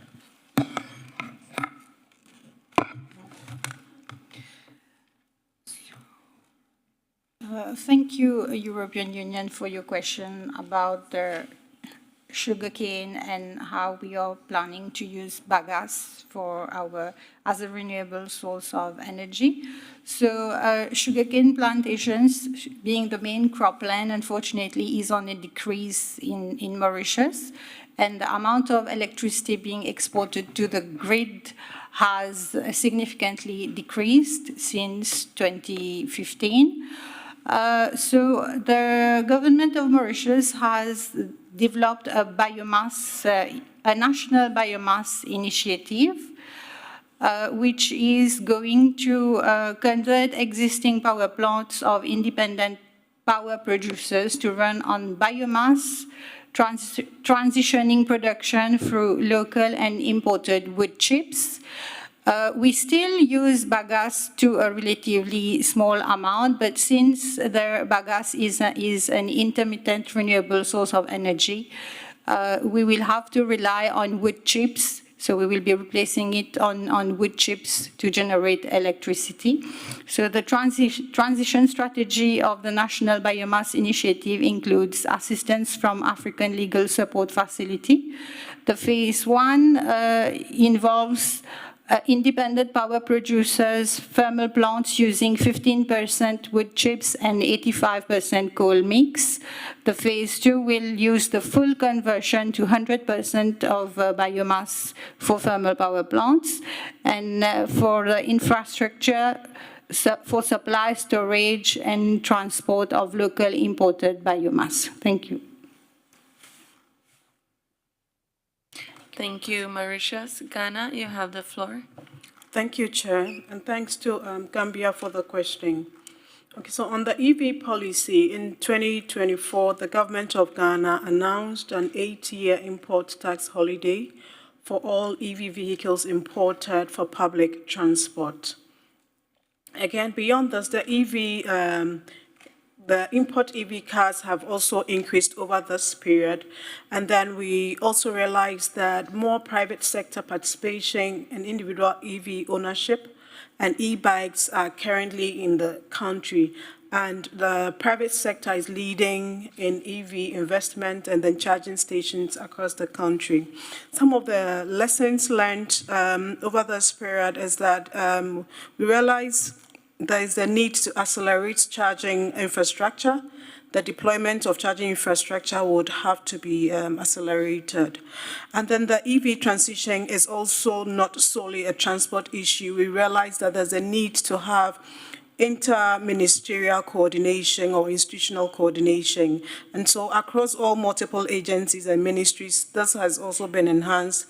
And we have been able to coordinate institutions, including the Ministry of Transport, the Ministry of Energy, Finance. We've also been able to bring into this loop the Ghana Standards Authority, as well as the local government institutions. Thank you. Thank you, Ghana. Kenya, you have the floor. Thank you, Chair. And thanks to the UK, the EU, Australia, and the Gambia for the questions. On carbon markets, Chair, Kenya is at its readiness phase for participation in the cooperative approaches under the Paris Agreement. We've started with the establishment of the relevant policy, legal, and institutional arrangement required to participate in this important market. So Kenya started with the revision of its Climate Change Act to incorporate carbon markets in it. We also developed regulations, detailed regulations on carbon markets under the Act. We have several regulations that are at advanced stages and will be finalized soon. These are the trading regulations, registry regulations, and then on-market approaches regulations. Kenya has also finalized the development of its registry for carbon markets within the country.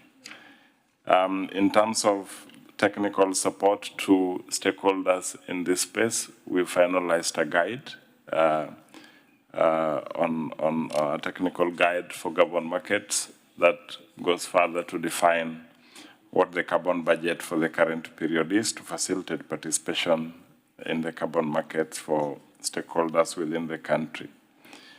In terms of capacity building, we've established a multi-sectoral technical committee that is representative of the different sectors. These sectors are facilitated by the different climate change units that are also established in the different sectors of the government. The target group being government officers and public officers within government to be able to support technically across different sectors. Their capacity building is a continuous process within the country. In terms of barriers, during takeoff, there will definitely be additional capacity required For the DNA office, we would also have additional capacity requirements for the policy side, tracking of carbon budgets, among other technical issues required to facilitate the process. We will also need to develop or sort of have a process to review the different methodologies and baselines that would fit within the different programs that could be developed within the country by the different stakeholders that are participating in carbon markets. On the question from the EU, Kenya defined an elaborate institutional framework in its Climate Change Act 2016, which of course was reviewed in the amendment that we did to the Act in 2023.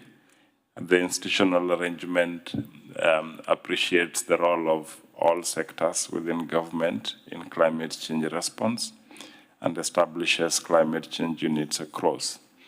The MRV framework basically leverages these institutions and establishes a multi-sectoral team that are organized in technical working groups to support the BTR process. So we have different technical working groups for all the IPPC sector. And we also have the technical working group for mitigation and NDC tracking that are representative of all the relevant sectors in the ministry, including the State Department for Planning. Lessons learned, there is retention of capacity in government, so then the government does not have to rely on consultancies to do this work.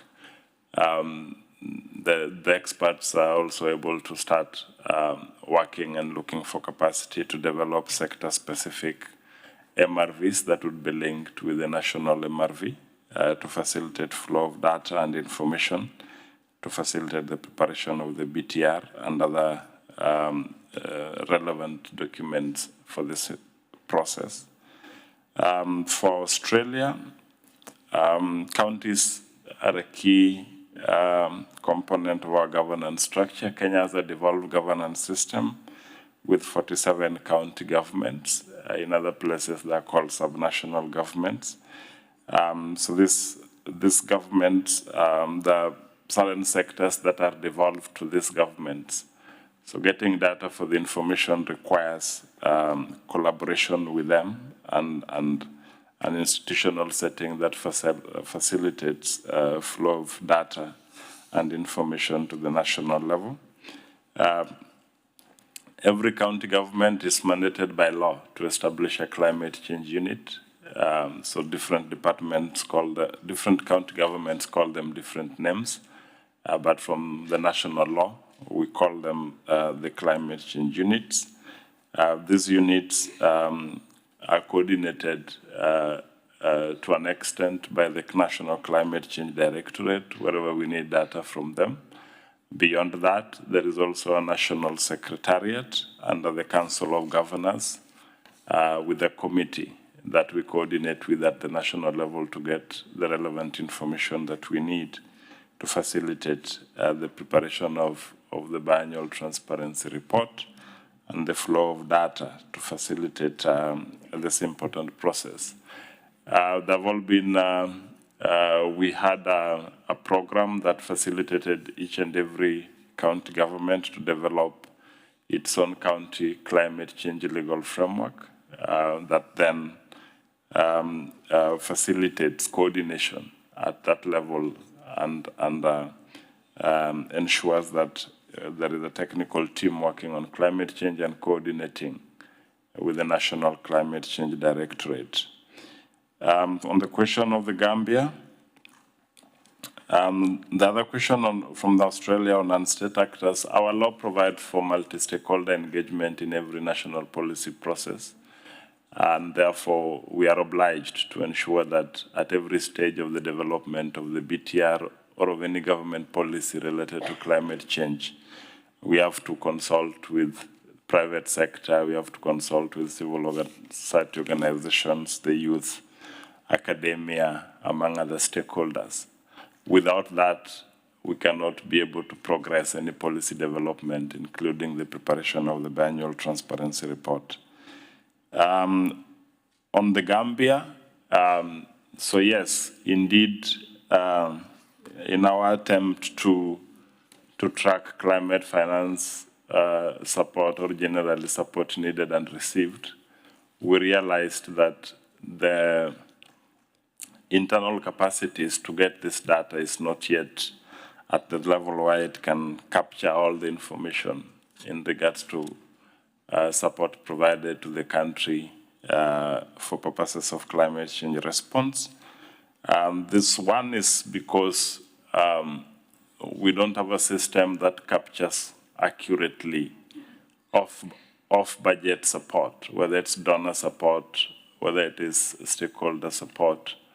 Our national treasury is able to capture the on-budget projects, whether they're implemented by government or not, but are captured in the national budget of the government. When it comes to off-budget support, different donors, different partners have different arrangements with the stakeholders they're supporting, and sometimes getting this information during the preparation of the BTR is not easy and remains a challenge, especially quantifying the actual support that gets into the country, because there are different arrangements with different partners depending on which stakeholders and the sectors that they work in. We also realize that there's a lot of support that goes to the work of non-state actors, including civil society organizations, which may not be captured in the costing of the NDC, but we are seeing a continuous effort from players in those spaces wanting those projects and programs to be recognized in the national reporting system. So these are certain challenges that we are currently facing. We are in discussion with the donor community on how we can get full information on some of the support that they provide within the country, especially if the support does not come within the budget systems of the national government. That is a conversation that is cannot be fast-tracked because it depends on different modalities, processes, and structures within those development partners, and may take time to resolve. But definitely we are doing our best to capture the information we can within the context of what is costed in the NDC, the policies, programs, and actions that are mapped within our NDC, and to be able to adequately report support received within the reporting timeframe, and also articulate what is still needed to be able to effectively implement our NDC. Thank you, Chair. Thank you, Kenya. Are there any other additional questions for any of the parties under the FMCP? Which one is that? South Africa, you have the floor.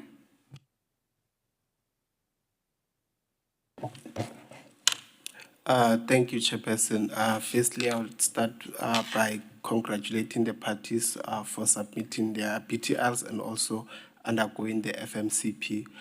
So I have two questions. The first one goes to Kenya. So I would like Kenya to elaborate on the challenges they've encountered in assessing and prioritizing their technology need, including the challenges that are related to data availability and the institutional capacity and stakeholder coordination in terms of the technology needs. And I would like to understand what measures or plans is Kenya considering to strengthen their assessment of the technology need and the support in future for reporting areas. The second question would go to Ghana. So South Africa notes that the information provided by Ghana on the impacts of mitigation action would be interesting to learn more about the experiences in reporting on non-GHG mitigation benefits. So could Ghana elaborate on the approaches, methodologies, and institutional arrangement that were used to identify and assess the reporting on non-GHG mitigation benefits in their BTR. We would also be interested to hear more about any challenges that they have encountered, lessons learned in terms of tracking these mitigation benefits. Thank you. Thank you, South Africa. I don't see any additional questions, so I will allow the parties to respond. Kenya? So thanks to South Africa for the question. So technology needs are at two levels. So we have technology needs for different programs under both mitigation and adaptation, and we also have technology needs for reporting or the implementation of the enhanced transparency framework.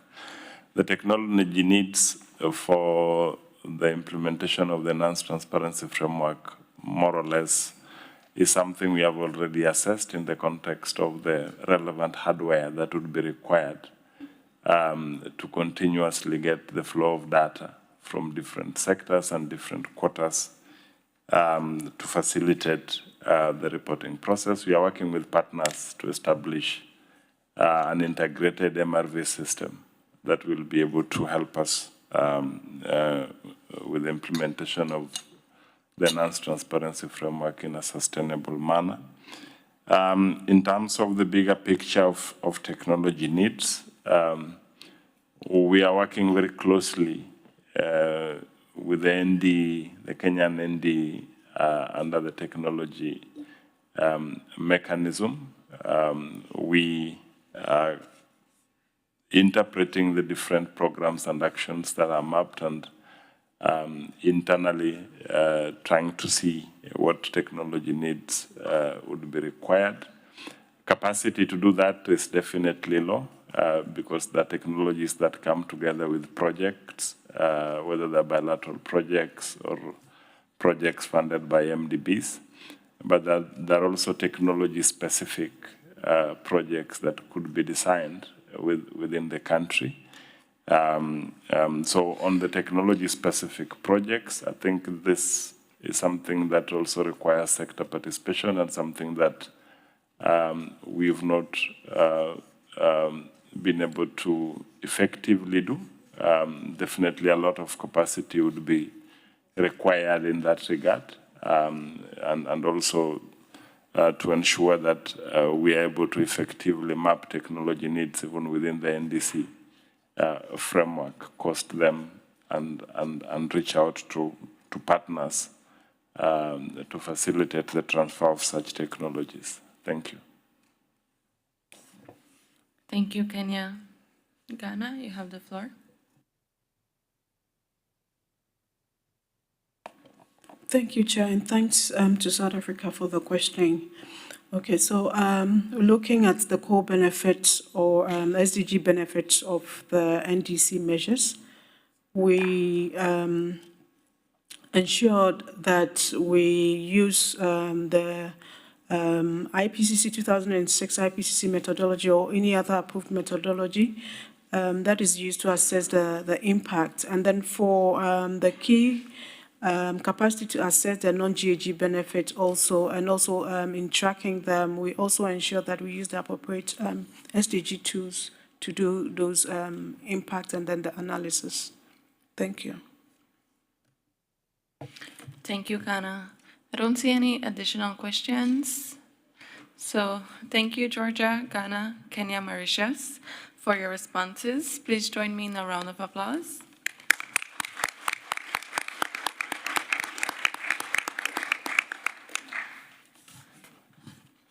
Delegates and colleagues, I would like to extend my thanks and congratulate all of you for actively participating in these very fruitful and positive discussions.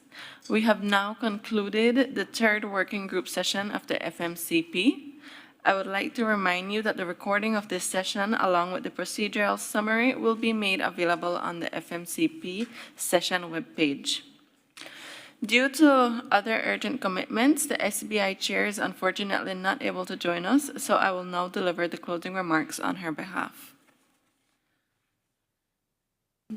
Distinguished delegates, colleagues, as we conclude the third working group session of the Facilitative Multilateral Consideration of Progress, I wish to extend my warmest congratulations to all 37 representing parties.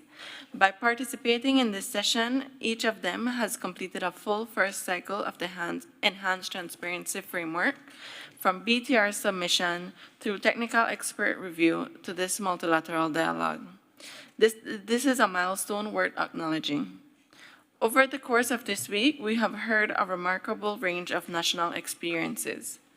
Parties from every region and every level of capacity have shared where they are on their climate journey, the policies they are implementing, the progress they have made against their NDCs, the challenges they continue to face, and the support that they still need. That breadth is one of the FMCP's greatest strengths. The diversity of approaches we have seen here enriches the entire system. The quality of dialogue has been notable. Questions from parties were substantive and forward-looking. The exchanges, both in the formal sessions and in the informal FMCP dialogues, demonstrated that in this process, parties are genuinely invested. That engagement is what turns reporting into learning and learning into stronger action. I wish to offer particular recognition to the high-level participants who joined us for this session. Minister Bowen as COP31 President of Negotiations, His Excellency Andrea Correa Dolago COP30 Presidency. Their presence elevated the political visibility of this process and sent a clear message. Transparency is the backbone of trust and accountability under the Paris Agreement, and it demands political leadership. As we look ahead, the fourth FMCP working group session will take place at SBI 65 later this year, where the remaining parties will have the opportunity to complete their first cycle. The Secretariat stands ready to support that work and to continue refining the FMCP format based on the feedback gathered this week. The informal FMC dialogues held so far this week and the remaining one after this session have been a value added to this entire process. The peer-to-peer learning they enabled in a relaxed setting outside formal proceedings is exactly the kind of innovation that keeps this process dynamic and relevant. I encourage continued investment in that format going forward. Let me close with a word on what this process ultimately serves. We are in a decade that this is a decisive for climate action. The next global stocktake, the second round of NDCs, the delivery of the finance roadmap from Baku to Belém, none of this is possible without reliable, transparent information. Every BTR submitted, every review conducted, every FMCP session held is a contribution to that foundation. On behalf of the SBI, I thank all delegates for their constructive engagement, and I congratulate once more the 37 parties who have now completed their first ETF cycle. Distinguished delegates, ladies and gentlemen, I now declare the third working group session of this Facilitative Multilateral Consideration of Progress closed. Thank you.